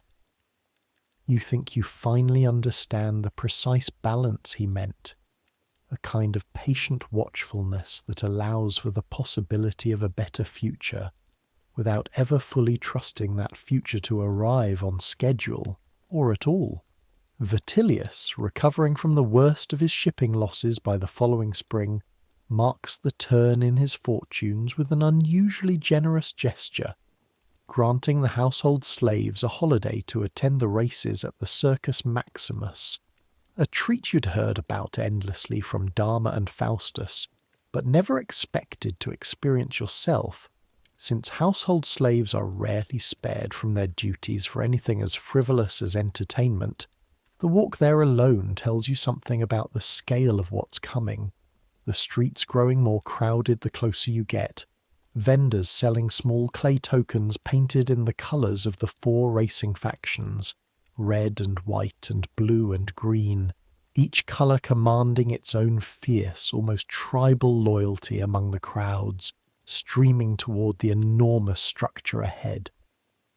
You've seen the circus from a distance before, from your trip up the Janiculum, a long rectangle nestled between 2 hills, but nothing prepared you for its actual scale up close. Tier upon tier of stone seating rising so high that the people at the very top look smaller than the figures painted on temple friezes. The whole structure capable, Dharma tells you with evident pride in a building she's never personally helped construct, of holding more people than live in some entire provinces. You find seats in the upper tiers, where the household slaves are permitted to sit together, far enough from the action that the chariots below look almost toy-like, but close enough that the sound reaches you in full force, a roar that builds and recedes like surf. The entire crowd rising and falling together as if breathing with one enormous shared set of lungs. The smell up here is different from the smell down at track level you imagine. Dust and sweat and the sweetness of whatever's being sold from baskets passed hand over hand along the rows. Honeyed nuts, watered wine, small loaves stuffed with seasoned meat that cost more here, inside the circus, than the same loaf would cost on any ordinary street corner. A fact the vendors clearly know and exploit without shame. The race itself, when it finally begins, swallows you completely. 4 chariots thundering around a track marked by a central spine decorated with obelisks and statues, the horses straining, the charioteers wrapped tight in their faction colours, leaning into turns with a violence that looks, even from this distance, genuinely dangerous. Wheels coming close enough to clip each other on the tight turns that the crowd gasps as one organism every single time a near miss happens, then roars again when disaster is narrowly avoided. You find yourself shouting along with Faustus, who has apparently nursed a lifelong loyalty to the Greens, despite never once having attended a race in person before today. His voice roar within 20 minutes from screaming encouragement at horses that cannot possibly hear him over this din. There is something genuinely strange, you think, in the middle of your own shouting, about the fact that you, a man owned by another man, a man worth a specific number of sesterti chalked onto a board 2 years ago, can sit in this crowd and feel, for these few hours, indistinguishable from any free citizen around you. Nobody up here checks your status. Nobody asks to see proof you're permitted to occupy this seat. The circus, for these few hours, flattens the entire elaborate hierarchy of the city into a single shared experience, rich and poor, free and enslaved. All of you screaming at the same 4 chariots, all of you experiencing the exact same crushing disappointment when the Green's lead chariot clips a wheel on the 7th lap and goes down in a tangle of horse and wood and screaming charioteer that the crowd watches with a horrified fascination you recognize, distantly, as kin to the energy you felt standing at the edge of the burned insula months earlier. The charioteer survives, you learn eventually, dragged clear by attendants who run out onto the track with practice speed, though one of his legs sits at an angle that makes your stomach turn even from this distance. The race continues without him, because the race always continues, the remaining chariots completing their final laps while attendants clear the wreckage from the track's edge, and the crowd's attention, remarkably, moves on almost as quickly as the chariots do, already placing bets on the next heat before the dust from the crash has properly settled. You leave the circus hours later, your voice gone hoarse, your legs stiff from sitting too long on stone benches, carrying with you a feeling you can't entirely name, something adjacent to joy but shot through with an awareness impossible to fully shake of how thin the membrane is in this city between entertainment and disaster, between a roaring crowd's delight and a single man's shattered leg, between the freedom you felt for those few hours shouting alongside Faustus and the ordinary weight of servitude waiting for you back at the household's gate, patient as ever, exactly where you left it. The years that follow settle into a rhythm you would not have believed possible during those first disoriented weeks on the auction platform, a rhythm that doesn't erase the underlying reality of your condition but does, in its own way, make that reality survivable in a manner that feels, on the better days, almost like an ordinary life. You are moved, in your third year, away from the kitchen and garden work and into something closer to what Eutyches does, shadowing him through market negotiations, learning to read contracts well enough to catch a cheating supplier, learning the names and temperaments of every regular tradesman the household deals with, which ones can be trusted on credit and which ones require payment in hand before the goods leave their stall. This shift happens gradually enough that you don't notice it as a single decision, so much as a slow accumulation of small responsibilities, each one handed to you because you proved capable of the last one, until one day you realize you've become, in practice, if not in formal title, something like an assistant steward, trusted with sums of money that would have seemed unimaginable to the frightened chalkboarded boy who stood on that platform years before. It is during this period that you find yourself spending increasing amounts of time near a woman named Helena, a slave belonging to a neighbouring household, whose errands regularly cross paths with your own at the same market stalls, the same fountain queues, the same narrow stretch of street that connects both households to the city's commercial heart.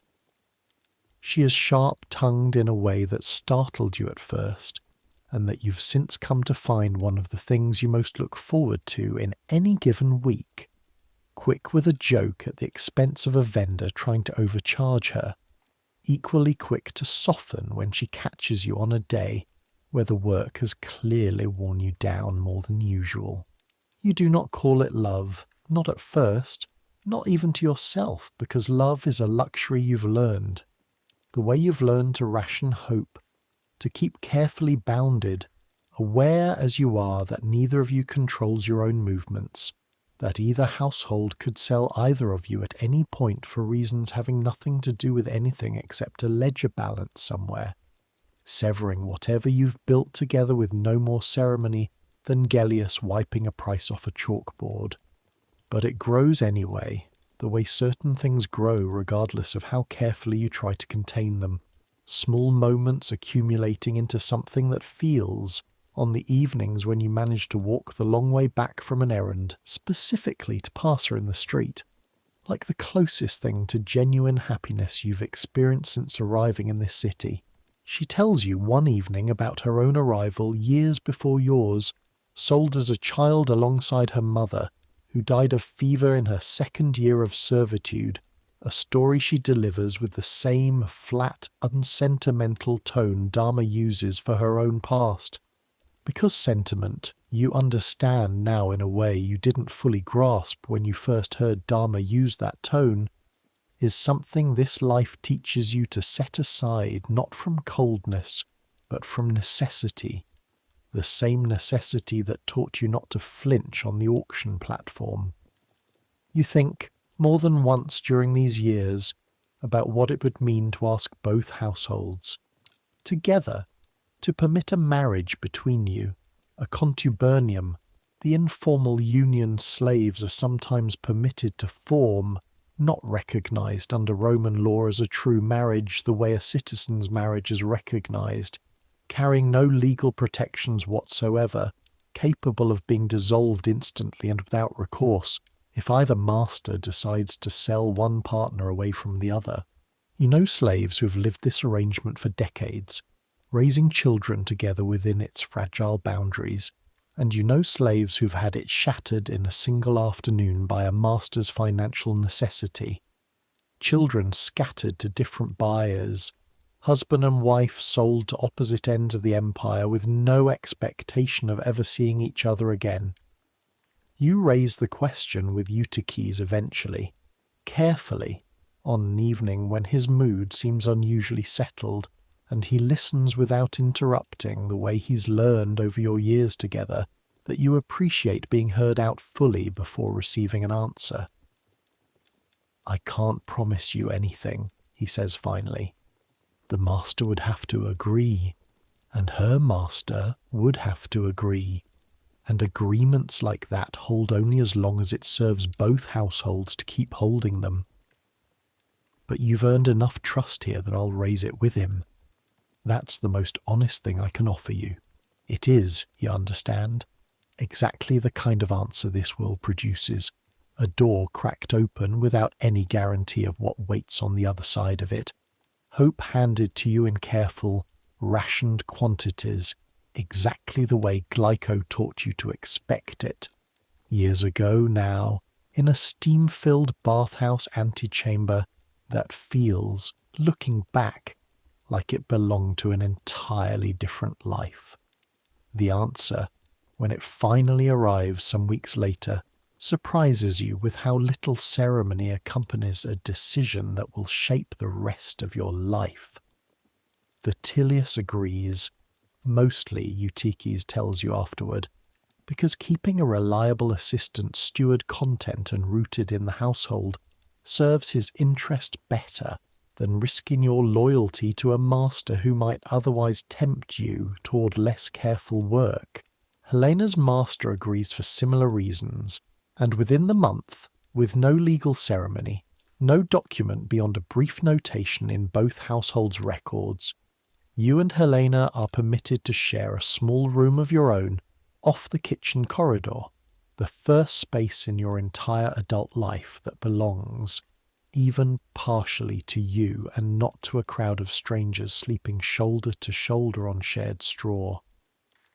The room itself is small enough that you could cross it in 4 steps in either direction, its single high window letting in a slice of sky no wider than your forearm. But it is yours in every way this world permits anything to belong to you, and the first night you spend there with Helena, the two of you sitting on a pallet slightly thicker than what you'd grown used to, sharing a small jar of wine Dharma smuggled to you as an unofficial wedding gift, feels more like genuine celebration than anything since the strange inverted kindness of your first Saturnalia years before. You think, lying awake that first night with Helena's breathing slow and steady beside you, about the particular texture of this happiness, fragile in a way that happiness probably shouldn't be, but is, in this life, simply because nothing about your circumstances has actually changed beneath the surface of this one small permission. You still belong to Vitellius. She still belongs to her own household. A bad harvest, another sunken ship, a shift in either master's fortunes, any of it could end this arrangement as quickly and as casually as it began. But you have learned, by now, the particular discipline this life demands, taking the happiness available to you fully, without reservation, while it lasts, and setting aside the fear of its ending until that ending, if it comes, actually arrives. 2 children are born to you over the following years, a fact that carries its own complicated weight, since any child born to an enslaved mother is, under Roman law, born enslaved themselves, the property of her master regardless of who their father is or how the parents themselves might feel about that arrangement.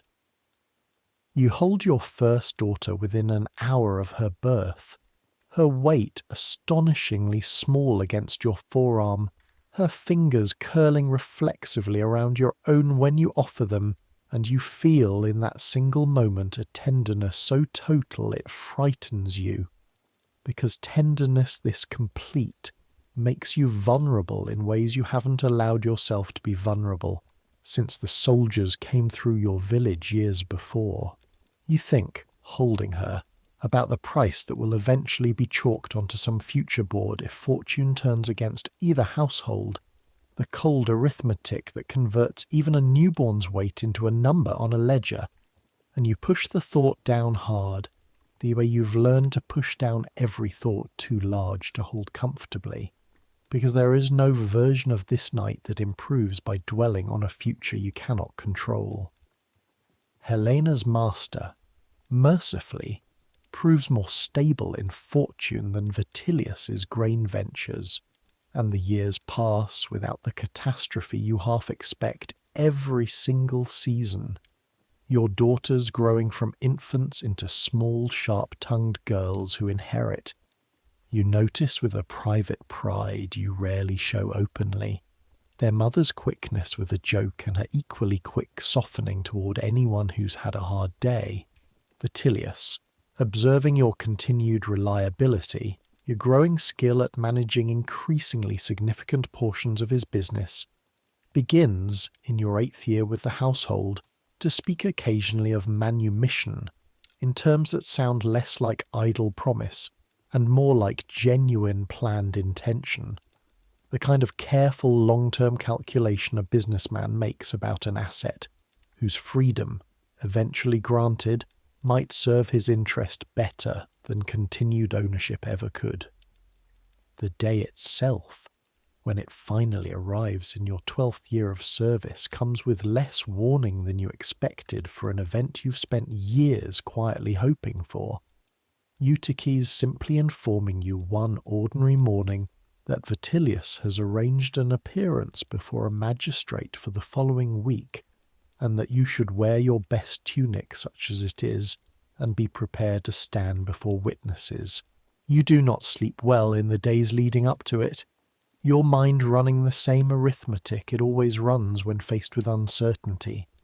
Except now the numbers feel different somehow, less like a calculation of your worth to someone else, and more like an attempt to calculate what freedom itself might actually cost, in practical terms, once you possess it.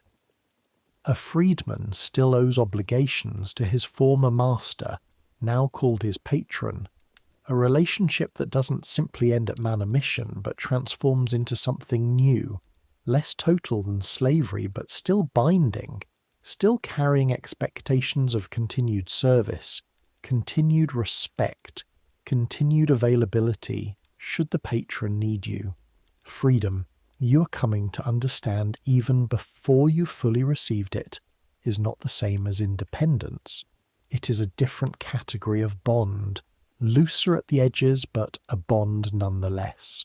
The morning of the ceremony you stand in a small chamber adjoining the magistrate's court, your hands unexpectedly cold despite the day's warmth, Helena beside you holding your younger daughter on her hip, both girls dressed in the cleanest clothes the household owns, because Vitilius, in a gesture that surprises you even now, has insisted the whole family attend to witness this, has perhaps understood, in his own way, that this moment matters beyond its purely legal mechanics. The magistrate, a tired-looking man who has clearly performed this exact ceremony more times than he can count, barely glances up from his other business as Vitilius leads you forward, but the procedure itself, ancient and precise, plays out exactly as Eutyches described it to you in preparation. Vitilius grips your shoulder with one hand, the same shoulder he gripped. You find yourself remembering with a strange vertigo the day Formio first delivered you to this household 12 years before, except now the grip carries entirely different meaning.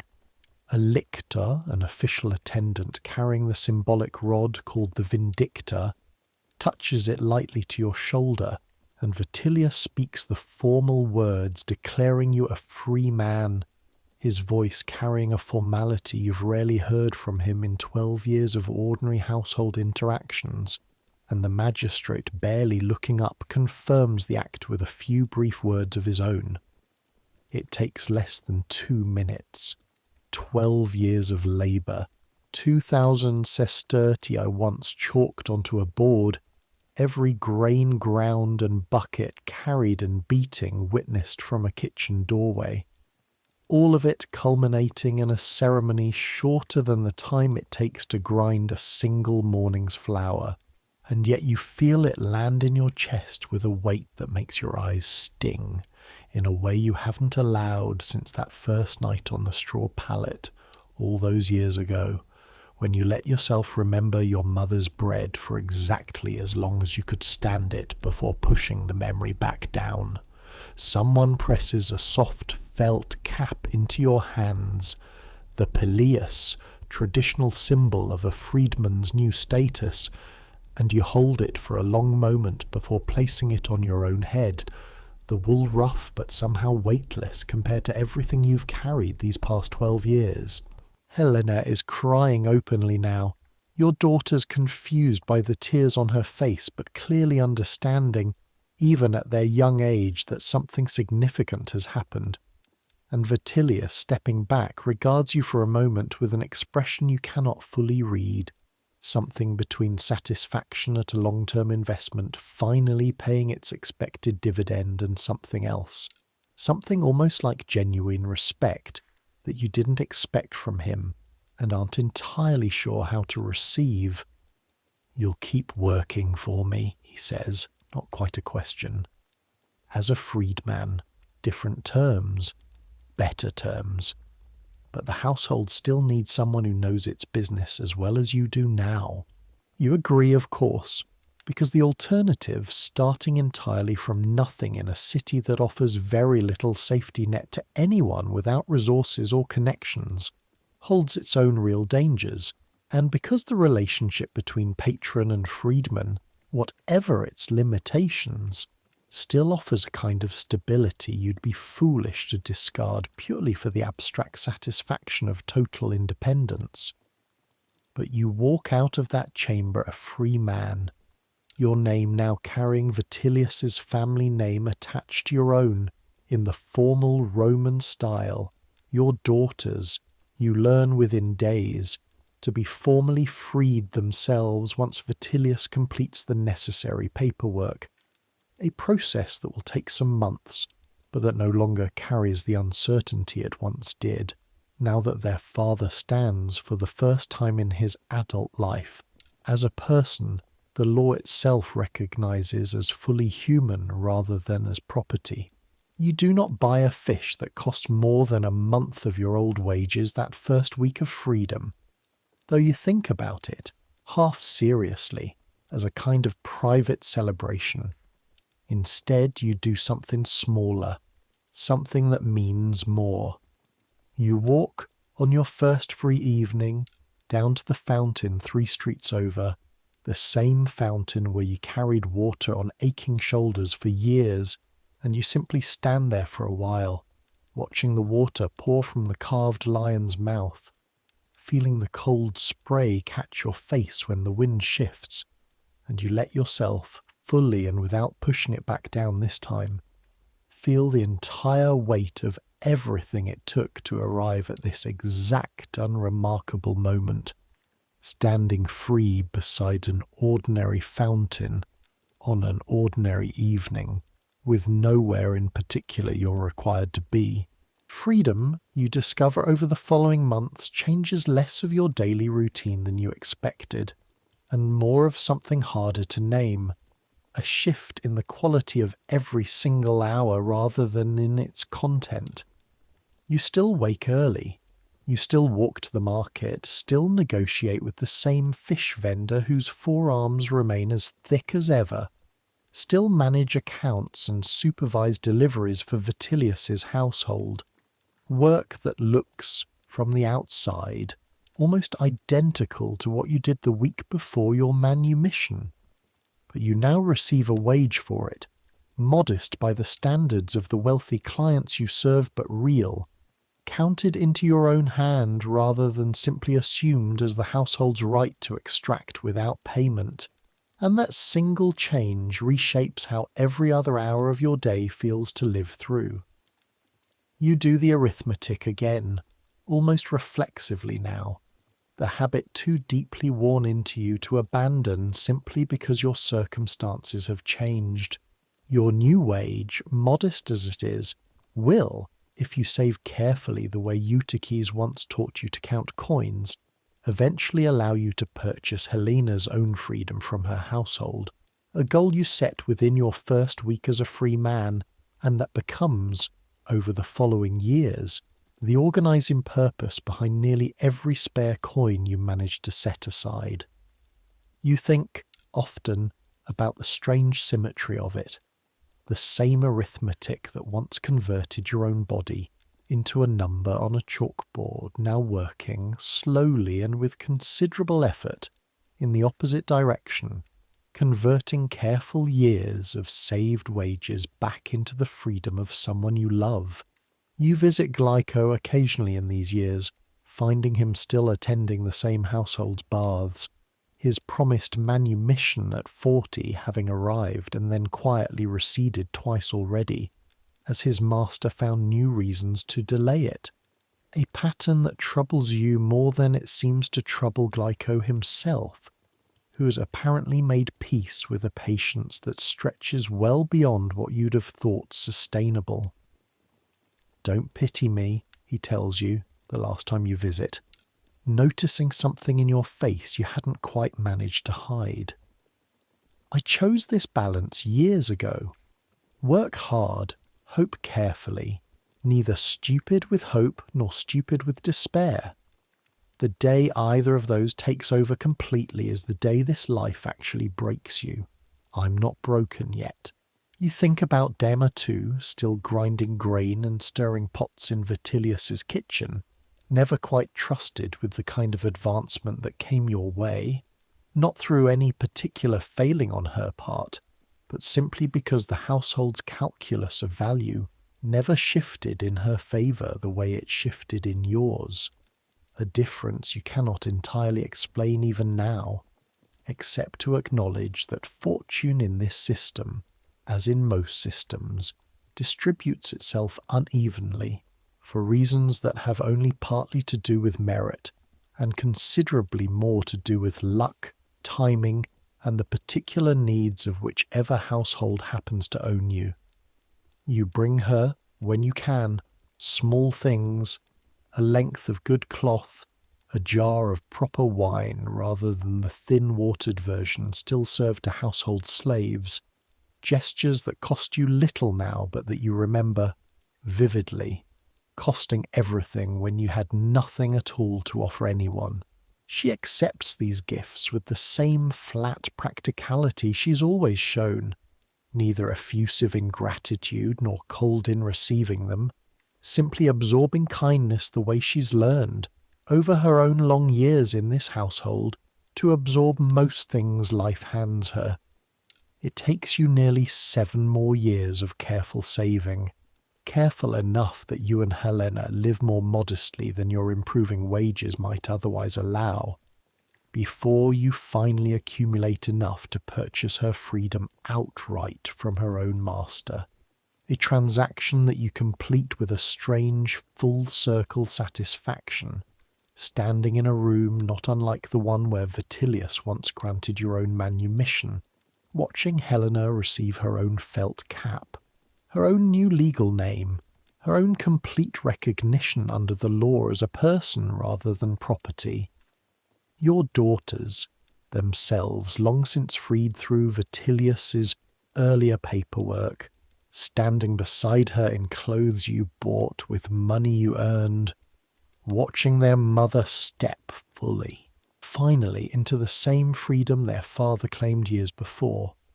Years continue passing the way years do, each one slightly less remarkable than the one before, simply because ordinary life, once you possess it, asks less of you in the way of memory than survival once did. Your daughters grow into young women, both eventually marrying freedmen of their own choosing, men whose own stories of enslavement and manumission echo your own closely enough that you sometimes find yourself at family gatherings comparing the specific weight of different masters' cruelty or kindness, the way other men might compare harvests or business ventures. You take on, eventually, an apprentice of your own, a boy named Tertius who arrives at your small household business, a modest trading operation you've built slowly over the years, dealing in the same fabrics and household goods Vitellius's establishment once dealt in, except now the profits, modest as they are, belong entirely to you and Helena, rather than passing upward into someone else's strongbox. Tertius is not enslaved. He comes to you as a free boy from a poor citizen family, hoping to learn a trade the same way you once learned one, except he learns it from a man who remembers, in his own hands and his own aching shoulders, exactly what it cost to acquire the knowledge he's now passing along freely. You teach him to read a contract for hidden cheating clauses. You teach him to judge the quality of cloth by weight and texture. The same skills Vitellius's steward once drilled into you over countless evenings you didn't fully appreciate at the time. You teach him too, though you never quite say this part aloud, to notice the people around him who carry the particular flatness in their voice that marks someone who has survived something they don't discuss. The careful, unsentimental tone you first heard from Dharma and have heard, in different accents and different languages, from dozens of people since, freedmen and slaves both, scattered throughout this enormous, indifferent, occasionally generous city. On quiet evenings, after the shop has closed and Tertius has gone home to his own family, you sometimes climb back up toward the geniculum, alone now, your knees stiffer than they were on that first errand decades ago, but still capable of the climb if you take it slowly, and you stand again at the same overlook where you once stood as a frightened, hopeful young slave carrying a message scroll inside your tunic. The city looks, from up here, almost exactly as it did all those years ago. The same river curving brown and patient through its centre, the same haze of smoke hanging low over rooftops in the evening cooking hour, the same distant rumble of human activity rising up to meet you even at this height. But you look at it differently now, you find, your eye drawn less to the overwhelming scale of it and more to the small, specific details you've come to understand intimately over your decades living inside its walls. You can pick out now, roughly where the household you once served still stands, where the fountain with the carved lion's mouth still pours its endless water, where the amphitheatre that was half-finished scaffolding on your first walk through the forum now stands complete, hosting spectacles you've attended a handful of times since, though you've never developed much taste for watching men die for entertainment, something in you having absorbed too thoroughly over your years of servitude, an instinctive aversion to watching anyone's suffering treated as casual amusement. You think, standing there with the evening wind cooling the sweat on your neck from the climb, about the entire arc of the life that brought you to this exact spot. Twice now, decades apart, the frightened boy on the auction platform and the steady, settled man you've become. And you understand with a clarity that only this much accumulated time seems able to produce, that the 2,000 sesterti I once chalked onto a board around your neck bought, in the end, considerably more than Gellius or Phormio, or even Vitellius himself could have calculated on that first cold morning.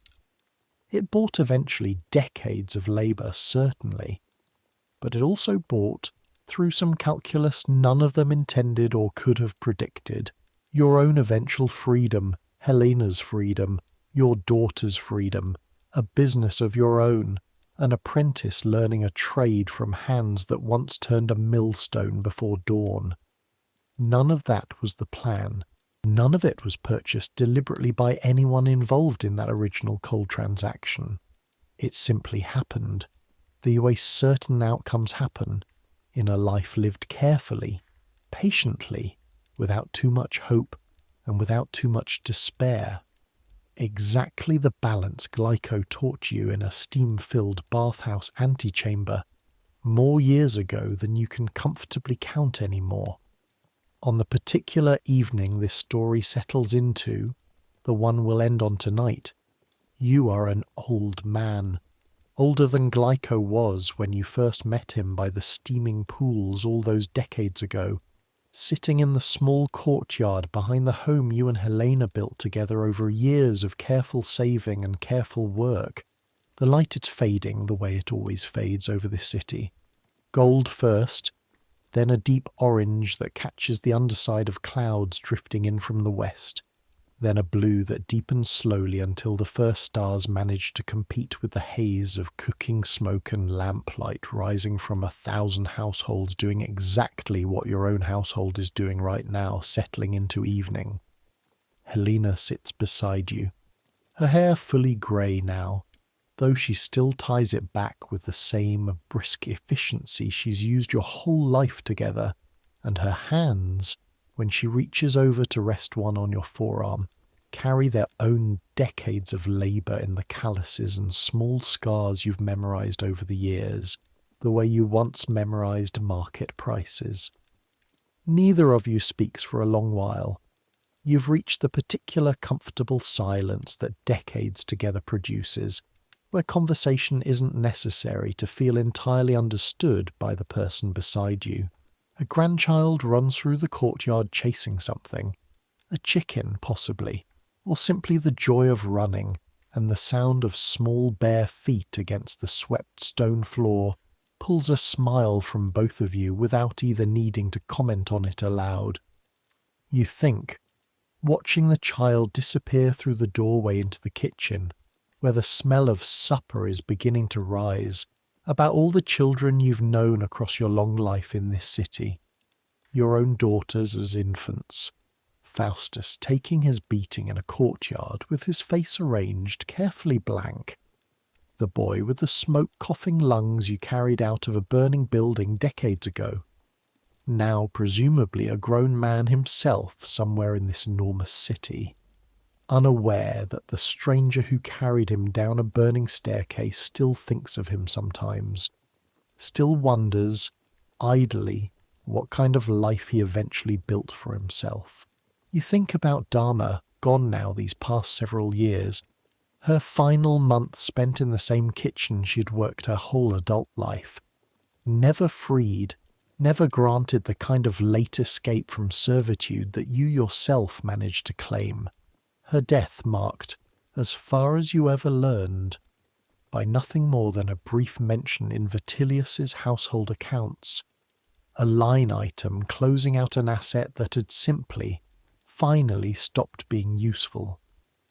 You brought flowers to wherever she was buried, a modest plot outside the city walls reserved for slaves whose households didn't bother with anything grander, and you stood there for a while remembering her worn wooden spoon, her flat, unsentimental voice describing the worst things this world had done to her, her small, unasked-for kindnesses, the extra olives slipped onto your plate during the hardest months of your own enslavement. You think about Glyco, who did eventually receive the manumission his master had promised, though it took him past 50 to finally claim it, and who spent his remaining years exactly the way you'd have predicted. Careful, patient, neither stupid with hope nor stupid with despair, running a small bathhouse of his own near the river until age finally slowed his hands too much to continue working. The evening deepens around you, the courtyard's warm stone finally cooling under your bare feet, and somewhere beyond your walls the city continues exactly as it always has, exactly as it presumably always will, the eternal churn of buying and selling, of labour extracted and occasionally eventually rewarded, of fortunes rising and sinking like ships caught in storms off some distant coast, of fires breaking out and bucket chains forming in the darkness to fight them, of auction platforms somewhere right now holding some other frightened person whose entire future is being decided by strangers discussing the condition of their teeth. You think, one final time tonight, about that single number, 2000 sestertii, chalked onto a board around a stranger's neck on a cold morning that feels, now, like it happened to someone else entirely. In some other life you only remember second-hand. You think about what that number actually bought, across the full arc of decades rather than the single transactional morning it was meant to measure. Not just labour, not just years of grinding grain and carrying water and learning, slowly and at real cost, to read a contract and judge the weight of good cloth. It bought, in the end, an entire unlikely life, the family beside you now, the apprentice you trained, the small shop that bears your own freely chosen name above its door, every single thing that 2000 sestertii was never, by any honest accounting, actually supposed to produce. There is one more piece of arithmetic worth setting down here, before this story lets you finally rest, because it's the question listeners across every century since have probably been turning over throughout this whole telling. The same question the title itself promises an answer to. What does 2000 sestertii actually mean? Translated into terms a modern ear could hold on to, the comparison scholars eventually settle on, centuries after this story's own setting, vary depending on which measure you trust, because no clean exchange rate survives the collapse of an entire monetary system and the rise of a dozen others built on entirely different foundations. But the rough shape of it holds steady across most honest attempts. A skilled labourer's daily wage in the period this story takes place might run somewhere around 4 sestertii a day for unskilled work, perhaps slightly more for a trained craftsman.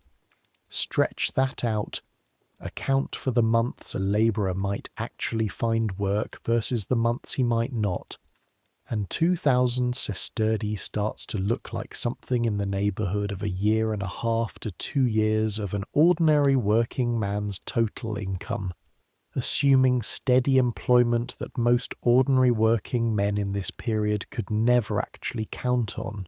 Translate that forward, generously and imperfectly, into the wages of a modern unskilled labourer working steadily across that same span of time, and you arrive, depending on which country and which decade you're comparing against, somewhere in the rough vicinity of $30,000 to $50,000, give or take a wide margin of historical uncertainty that any honest scholar would insist on attaching to a comparison this loose. That's the price of a human being's entire future, an entire body's labour for as many years as that body could be kept healthy enough to work, set against the rough cost, today, of a modest used car, or a year at a middling university, or roughly what many modern workers earn in 12 honest months of their own labour. Sit with that comparison for a moment, the way you've been asked to sit with so many other uncomfortable truths across this story, a price that today would not even purchase you a small home in most modern cities once bought. In that ancient market, an entire human life's worth of grinding grain, carrying water, raising someone else's children, dying in someone else's mine if fortune turned unkind enough.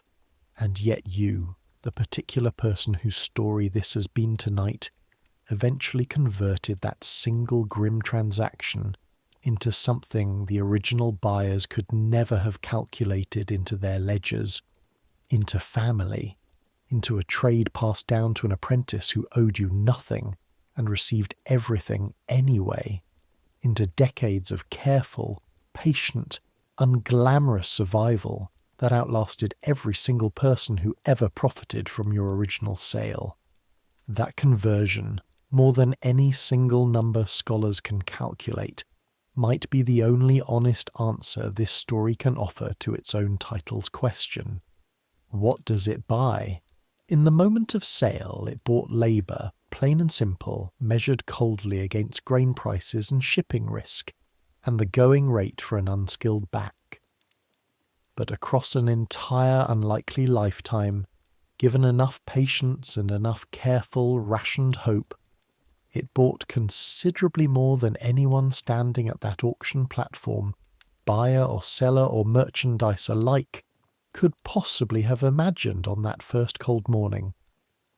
It is around this same period, while you're first being trusted with larger errands, that you learn something about the household's rural property that reshapes, permanently, how you understand your own relatively fortunate position within this system.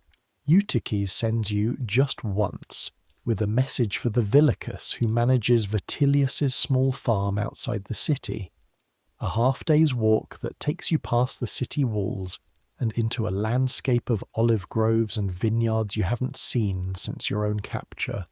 The smell of turned earth and growing things hitting you with an unexpected force that makes your throat tighten before you've even reached the farm's gate. The Villicus, a heavy-set man with a face permanently reddened by sun and a voice roughened by years of shouting across open fields, receives your message with brusque efficiency and, seeing you've come a long way, offers you water and a few minutes rest before your return journey. It is during those few minutes standing near the farm's central yard that you see the field slaves properly for the first time. A dozen men working a vineyard under the watch of an overseer carrying a coiled whip looped casually over one shoulder, their bodies thin in a way that has nothing to do with the lean efficiency of hard work and everything to do with simple, insufficient food. Their ankles, several of them, marked by the permanent scarring of shackles worn for years rather than days. One of them, an older man whose back has bent permanently forward from decades of stooped labour, catches your eye for a brief moment as you stand there in your relatively clean tunic, your hand soft compared to his by comparison, despite your own months of mill work and water carrying, and something passes between you in that single glance that you carry with you for the rest of your life. A recognition of shared circumstance, paired with an unmistakable awareness of how unevenly that circumstance has actually been distributed between you. They sleep chained, the Villicus tells you, without any particular emotion in his voice, simply answering a question you hadn't quite found the nerve to ask aloud. Has to be that way out here. No household walls to keep them contained overnight, and a man desperate enough will run regardless of the branding and the hunters waiting for him on every road. Chains are simpler, cheaper too in the end than chasing down everyone who decides one night that running is worth the risk. You think, walking back to the city that afternoon, about Faustus's beating in the courtyard, about the cold professional precision of it, and you understand now, with a clarity that settles uncomfortably in your chest, that what happened to Faustus was, by the actual range of cruelty this system permits and regularly practices, a relatively gentle correction. You think about your own grumbling discomfort over aching shoulders and grain dust in your throat, and you feel, for the first time since your purchase, something close to shame at having ever considered your own circumstances genuinely hard, when an entire population of people exists within the same system, sometimes within a single day's walk of the comfortable household that owns you both, enduring something considerably worse. This knowledge doesn't change your daily life in any practical sense. You return to the same kitchen, the same mill, the same errands the following morning, because there is no version of this system that permits you to meaningfully intervene on behalf of strangers whose suffering you witnessed for exactly the length of one short rest break. But it changes permanent. The quiet calculation you carry inside yourself about gratitude and grievance both. A recalibration that makes you, in the years that follow, considerably less inclined to complain about your own circumstances and considerably more inclined to notice and quietly assist where you safely can anyone in your own household whose situation seems to be sliding towards something worse. There is a winter in your 6th year with the household that tests you in a way none of the previous years quite managed. When fever sweeps through the city in the particular vicious way it does every few years, moving house to house with no regard for wealth or status, though it tends, as these things always do, to hit hardest among those too poor or too enslaved to escape the city for healthier air, the way Vitellius and his family do, retreating to a country property until the worst of the sickness burns itself out. You're not permitted to retreat anywhere. The household still needs running, the market errands still need walking, and so you remain in the city through the worst weeks, watching the sickness move through the slave quarters of neighbouring households with a speed that makes your own continued health feel less like good fortune and more like a temporary reprieve that could end at any moment. Faustus falls ill first, a fever that climbs through his body over 2 days until he's shivering uncontrollably, despite blankets piled on him in the August heat.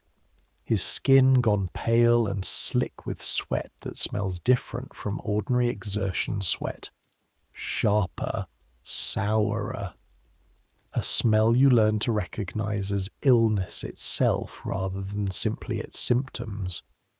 You and Dharma take turns sitting with him through the worst nights, pressing damp cloths against his forehead, holding a cup of watered wine to his cracked lips when he's lucid enough to drink. And you feel, during those long, dark hours, a tenderness toward him you hadn't quite expected to develop, given that your relationship until this point had been mostly practical, two people sharing labour rather than any particular closeness. He survives, eventually the fever breaking on the 4th night in a drenching sweat that leaves him weak as a newborn but unmistakably gratefully alive. And you remember, watching him slowly recover his strength over the following weeks, that survival in this world depends on factors that have almost nothing to do with merit or effort. A body's particular resilience against sickness mattering more in moments like this than any amount of careful work or careful hope you might have accumulated. 2 other slaves in neighbouring households die that same winter. Women you'd exchanged brief friendly words with at the fountain queue, often enough to recognise their faces, their absences noted by the other slaves with the same flat, unsentimental practicality you've come to recognise as this life's necessary armour. Grief acknowledged briefly and then set firmly aside, because there is no household anywhere in this city that excuses a slave from morning duties on account of mourning someone who wasn't technically family.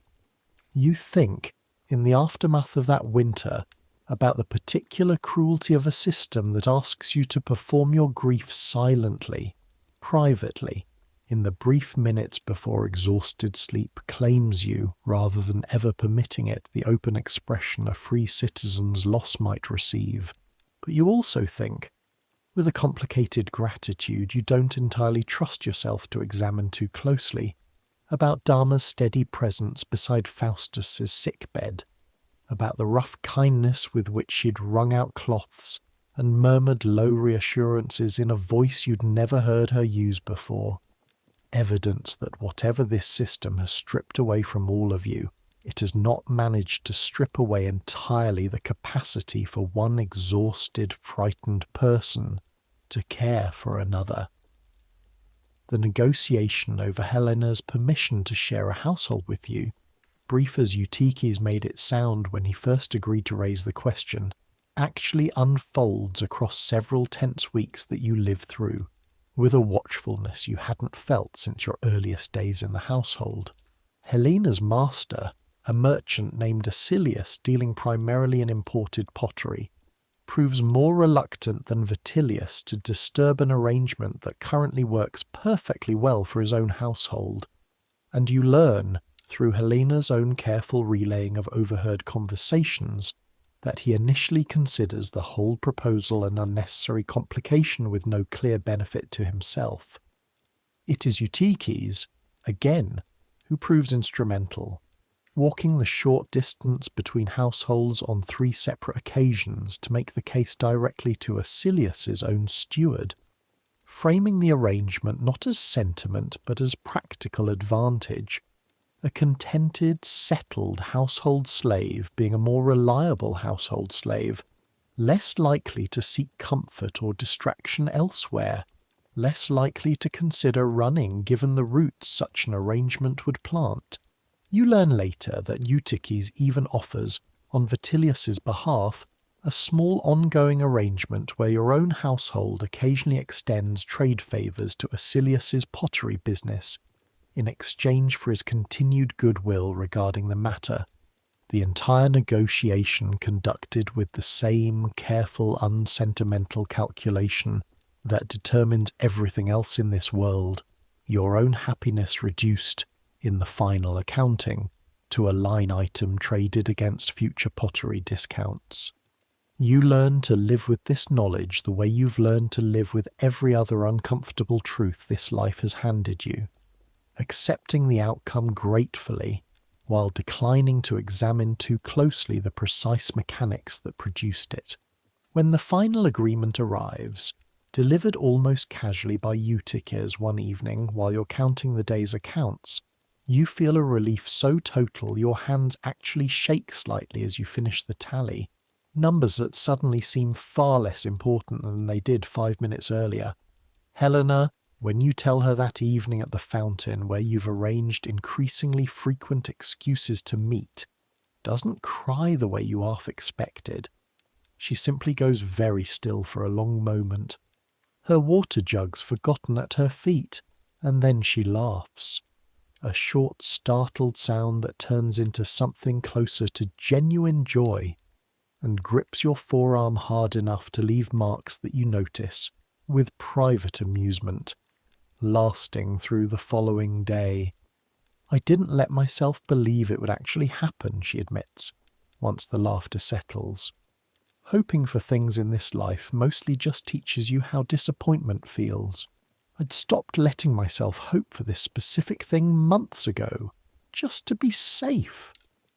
You think of Glyco's careful balance, neither stupid with hope nor stupid with despair, and you understand, hearing Helena describe her own version of the exact same discipline, that this particular wisdom isn't something you and Glyco alone discovered through some private cleverness. It is, you realize, something nearly every enslaved person in this entire city eventually teaches themselves, independently, through the same hard repeated lessons, a survival skill as universal among people in your circumstances as knowing which streets to avoid after dark, or which market vendors will cheat you given the smallest opening.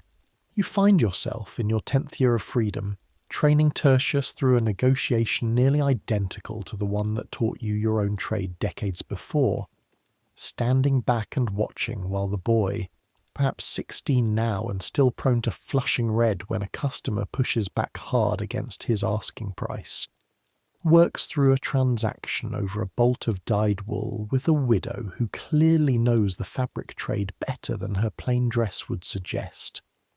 You're letting her see that you want the sale too badly, you tell him afterward, once she's left with her purchase wrapped under one arm. Your face gives it away before your mouth even opens. Practice keeping it still.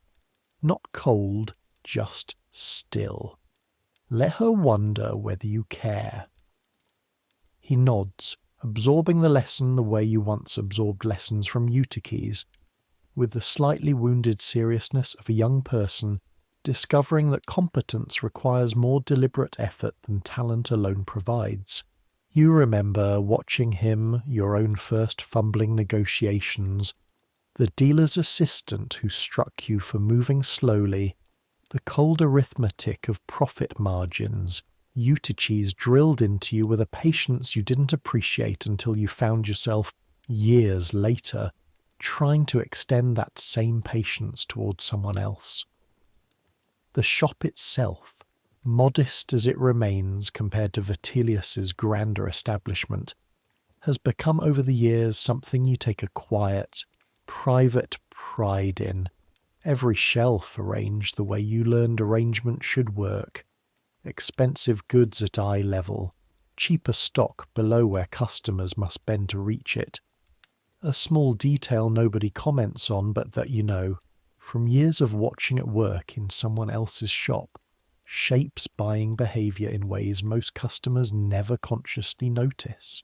Helena manages the accounts now, her own quickness with numbers having proven over the years sharper even than your own, and you've learned to defer to her judgment on questions of credit and risk the same way you once deferred to Eutyches.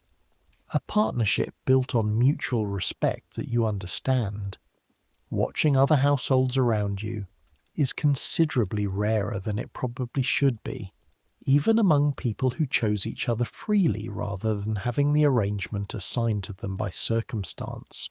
On slow afternoons, when custom thins out and Tertius has been sent to deliver some order across the city, you sometimes find yourself standing in the doorway watching the street the way you once watched it, from behind Vitellius's counter, decades ago now, the particular rhythm of this city's commerce having become so deeply familiar to you that you can read, in the pace of foot traffic alone, whether a festival approaches, whether a shipment has recently arrived at the docks, whether some piece of news has rippled through the city that's making everyone walk just slightly faster than usual, anxious to reach home or market or temple before whatever's coming actually arrives.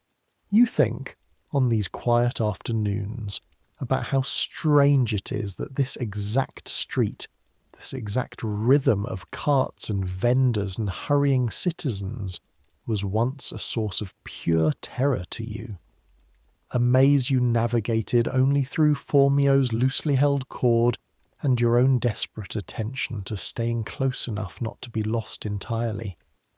Now it is simply home, in every sense that word can carry, familiar enough that you could probably walk its full length blind, guided only by smell and sound and the particular feel of its stones underfoot, stones you've walked across as a frightened captive, a trusted steward's assistant, a free man building his own modest fortune one careful transaction at a time. There is a small shrine near your shop tucked into a niche between two buildings, dedicated to no particular major god but rather to the household spirits, the lairs, that ordinary people across this city tend with small daily devotions, a pinch of incense, a crust of bread left at the niche's base, gestures too modest to call proper religion but too consistent to call mere superstition either. You began visiting it, without quite admitting to yourself why, in the months after your manor mission, leaving small offerings on mornings when the previous day's good fortune felt like it deserved some acknowledgement beyond your own private gratitude. You stand there now, some years later, on the morning after Helena's own manor mission was finally completed, holding a small cake of honeyed bread you baked yourself before dawn, your hands moving through motions that feel, after years of repetition, less like formal worship and more like simply checking in with whatever forces in this world had a hand in steering your life toward this particular fortunate shore. You think, setting the bread down carefully in the shrine's small worn hollow about all the people across this city performing some version of this exact same gesture this same morning. Citizens and slaves and freedmen alike, each of them negotiating in their own private way with whatever invisible forces they believe shape a life that so often seems to turn on factors no amount of careful planning can fully control. A neighbour, an elderly freedwoman named Procula, who runs a small bakery 2 doors down and has become, over your years on this street, something like an honorary aunt to your own growing family, finds you there and presses your shoulder with a hand still dusted in flour. Good fortune holding steady then, she says, nodding toward the shrine, toward the obvious good mood you haven't quite managed to hide. Helena's free now, fully, finally. Procula's face creases into something that looks, for a moment, almost like she might cry, though she covers it quickly with a brisk practical nod. The same flattening of emotion you've watched dozens of formerly enslaved people perform across your years in this city. Sentiment acknowledged briefly and then folded carefully away. Took you both long enough, she says, but you got there. That's the part that matters. Plenty of people on this street never do. She's not wrong. You think of Dharma, still grinding grain decades after you yourself left that work behind. You think of the field slaves you saw once on Vitellius's rural property, ankles scarred by chains, sleeping under guard every single night of lives that will likely end in that same field, never once standing before a magistrate to hear their own freedom formally declared. Procula's small bakery, your own modest shop, Helena's careful management of your shared accounts, all of it represents an outcome that the actual numbers, the actual cold statistics of how many enslaved people in this city ever achieve formal manumission, would suggest is considerably less common than the comfortable arc of your own particular life might lead a listener to assume. You think about this honestly, standing there at the shrine with the smell of warm bread still on your hands, because it feels important somehow, not to let your own fortunate outcome stand in for some falsely comforting suggestion that this system was, on the whole, gentler or more survivable than it actually was for the considerably larger number of people who never reached the far side of it, the way you and Helena eventually did. Your story is true. It happened exactly as you've lived it. But it is not, you understand clearly, a typical story, and the gratitude you carry for your own outcome sits, uneasily but honestly, alongside a clear-eyed awareness of how much luck, how much timing, how much simple, unearned fortune had to align in your favour for that outcome to ever become possible at all. You think, too, in these settled years, about the question of what becomes of the children born into this system who never share your particular good fortune. The thought arriving unbidden one afternoon when a small boy, no older than 6 or 7, passes your shop door trailing behind a household steward on some errand, the child's bare feet quick and practised on the warm stones, his eyes carrying an alertness you recognize immediately. The same watchful readiness you yourself wore for years, the look of someone who has already learned far too young that safety in this world depends on noticing everything and reacting correctly to all of it. You almost call out to him, almost offer some small kindness, a piece of fruit from the basket near your door before catching yourself, aware that an unfamiliar man calling to an unaccompanied child in this city, regardless of his intentions, could easily be misread as something dangerous rather than kind. So you simply watch him pass, your chest tight with the recognition that hasn't faded despite all your own years of distance from that exact watchfulness. And you think about Tertius, asleep right now probably in his own family's modest rooms across the city, A boy who will grow into adulthood never once required to learn the specific vigilance that boy on the street has already, at 6 or 7, fully absorbed into his bones.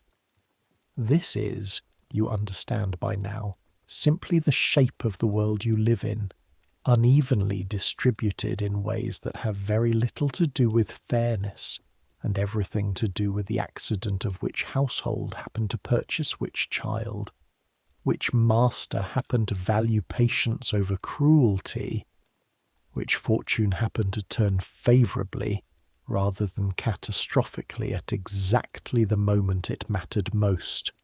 You cannot fix this. You have never been able to fix this, not as a frightened captive on an auction platform, not as a trusted steward's assistant, not even now, as a free man with a shop of his own, and coins enough to occasionally offer small kindnesses to people whose circumstances remind him of his own past. But you can, within the narrow boundaries this world actually permits you, continue doing what you've done across your years of relative fortune. You can train Tertius properly, so that whatever household eventually employs his skills treats him fairly, because a well-trained free worker commands better treatment than an unskilled one.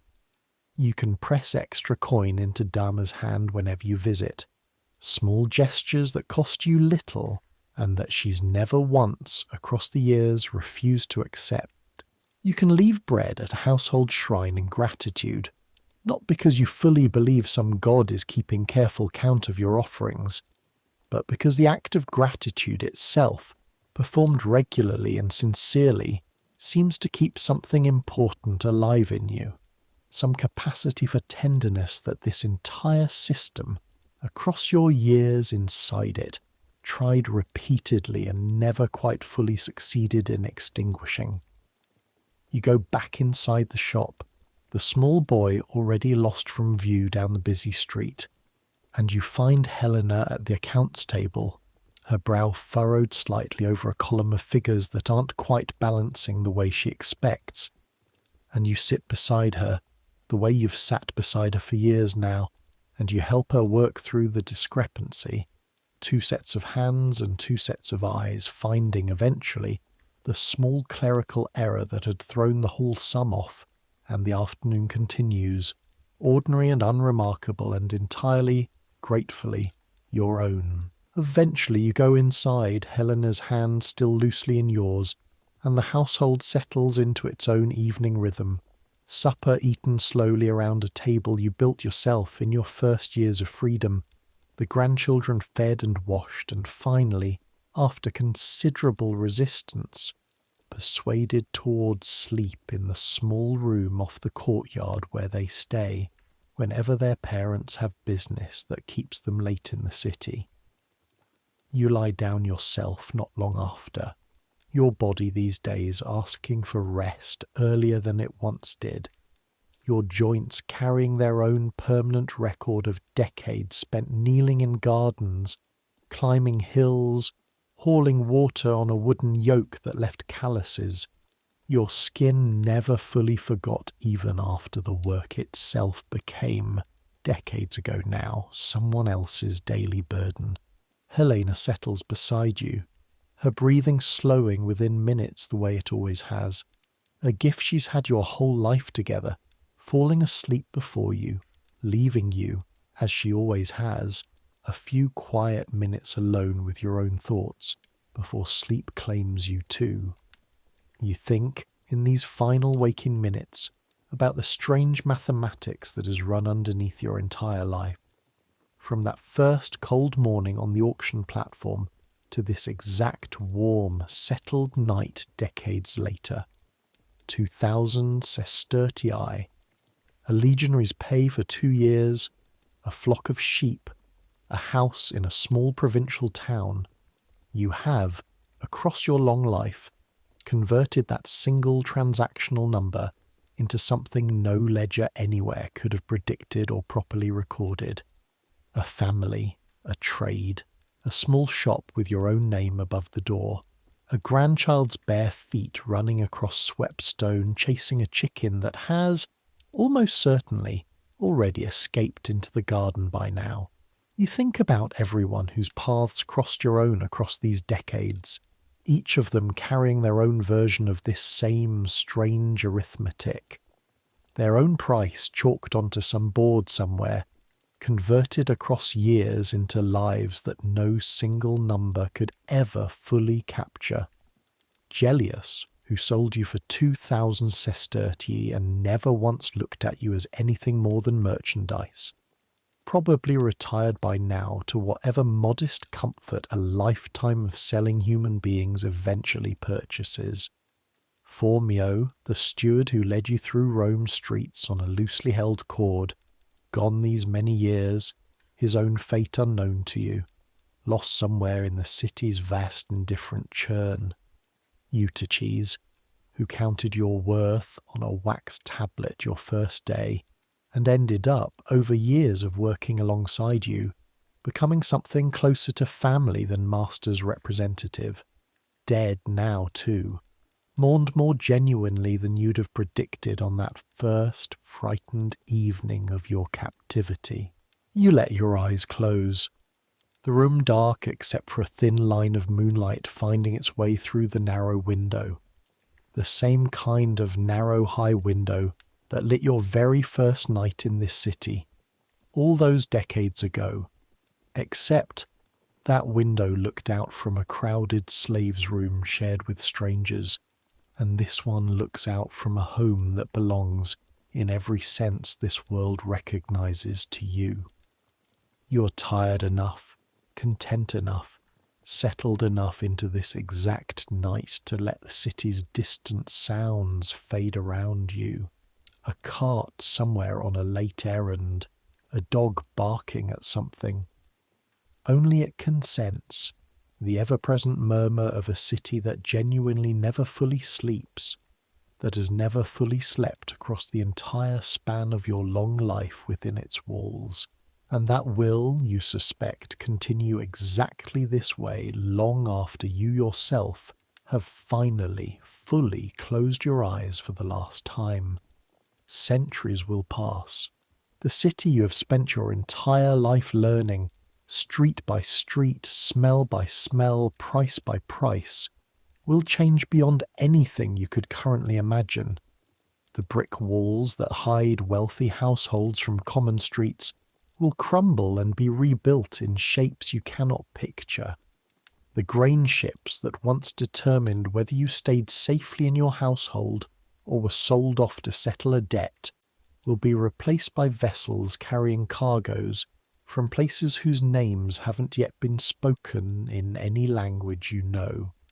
The auction platform where you once stood, chalk dust on your bare feet, will eventually stop existing entirely, the entire practice that put you there fading, generations from now, into something future people will study in disbelief, the same way you once studied the ancient stones of the bridge crossing your own city's river, struggling to imagine the hands that first set them in place.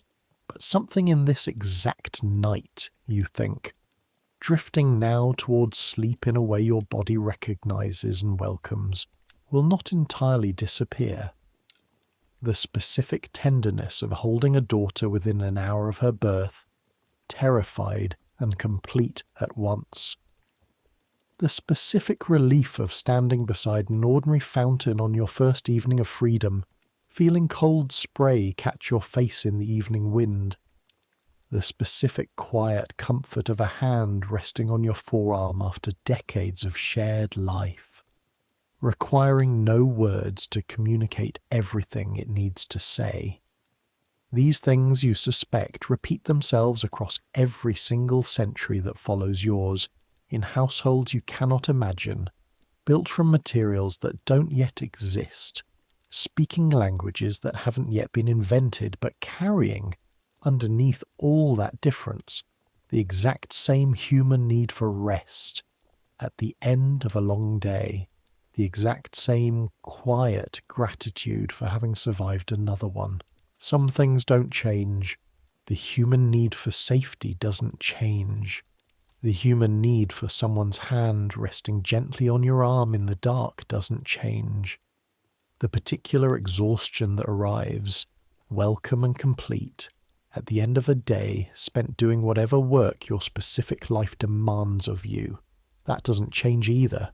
Whether your hands have spent the day turning a millstone or doing something else entirely, something this story's listener, wherever and whenever they happen to be hearing it, would recognize immediately as their own ordinary, exhausting, occasionally rewarding daily labor. So let it come.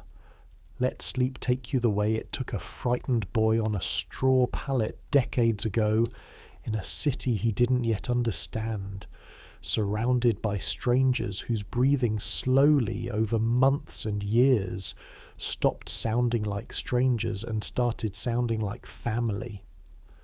Let the day's accumulated weight settle and release. Let the ache in old joints finally quiet itself against a mattress softer than anything that boy once knew. Let your thoughts slow, the way the city's noise slows outside your window, traffic and shouting and distant music fading gradually into something closer to silence, something closer to peace. You are warm enough. You are fed enough. You are, after everything this long unlikely life has demanded of you, safe enough, here in this exact room, beside this exact woman, with grandchildren sleeping soundly down the corridor, and a small shop waiting patiently for tomorrow's work. A shop that bears a name you chose freely, for yourself, in a life that once allowed you no choices at all. That's more than a lot of people, across every single century this city will ever stand, will ever manage to say honestly about their own circumstances. That's enough. Tomorrow there will be customers needing fabric measured and cut. Tomorrow there will be an apprentice asking questions you'll answer patiently, the way patience was once shown to you by people who owed you nothing and gave it anyway. Tomorrow there will be a city outside your walls, continuing its endless churn of buying and selling, rising fortunes and falling ones, kindness offered freely and kindness withheld out of simple indifference. But that's tomorrow. Right now, there's just this, the softness of sleep finally reaching up to claim you, the quiet of a home built slowly, over decades, out of nothing but careful work and careful hope. The steady breathing of the woman beside you, who chose this life alongside you the moment both of you are finally permitted to choose anything at all. The distant heartbeat of a city that has shaped every single year of your existence and will keep shaping the lives of everyone who comes after you, long after your own name has faded from anyone's memory. You close your eyes. The last thing you hear is a dog barking somewhere several streets away, and beneath that, fainter, the eternal murmur of Rome settling into its own uneasy, restless, endlessly resilient sleep.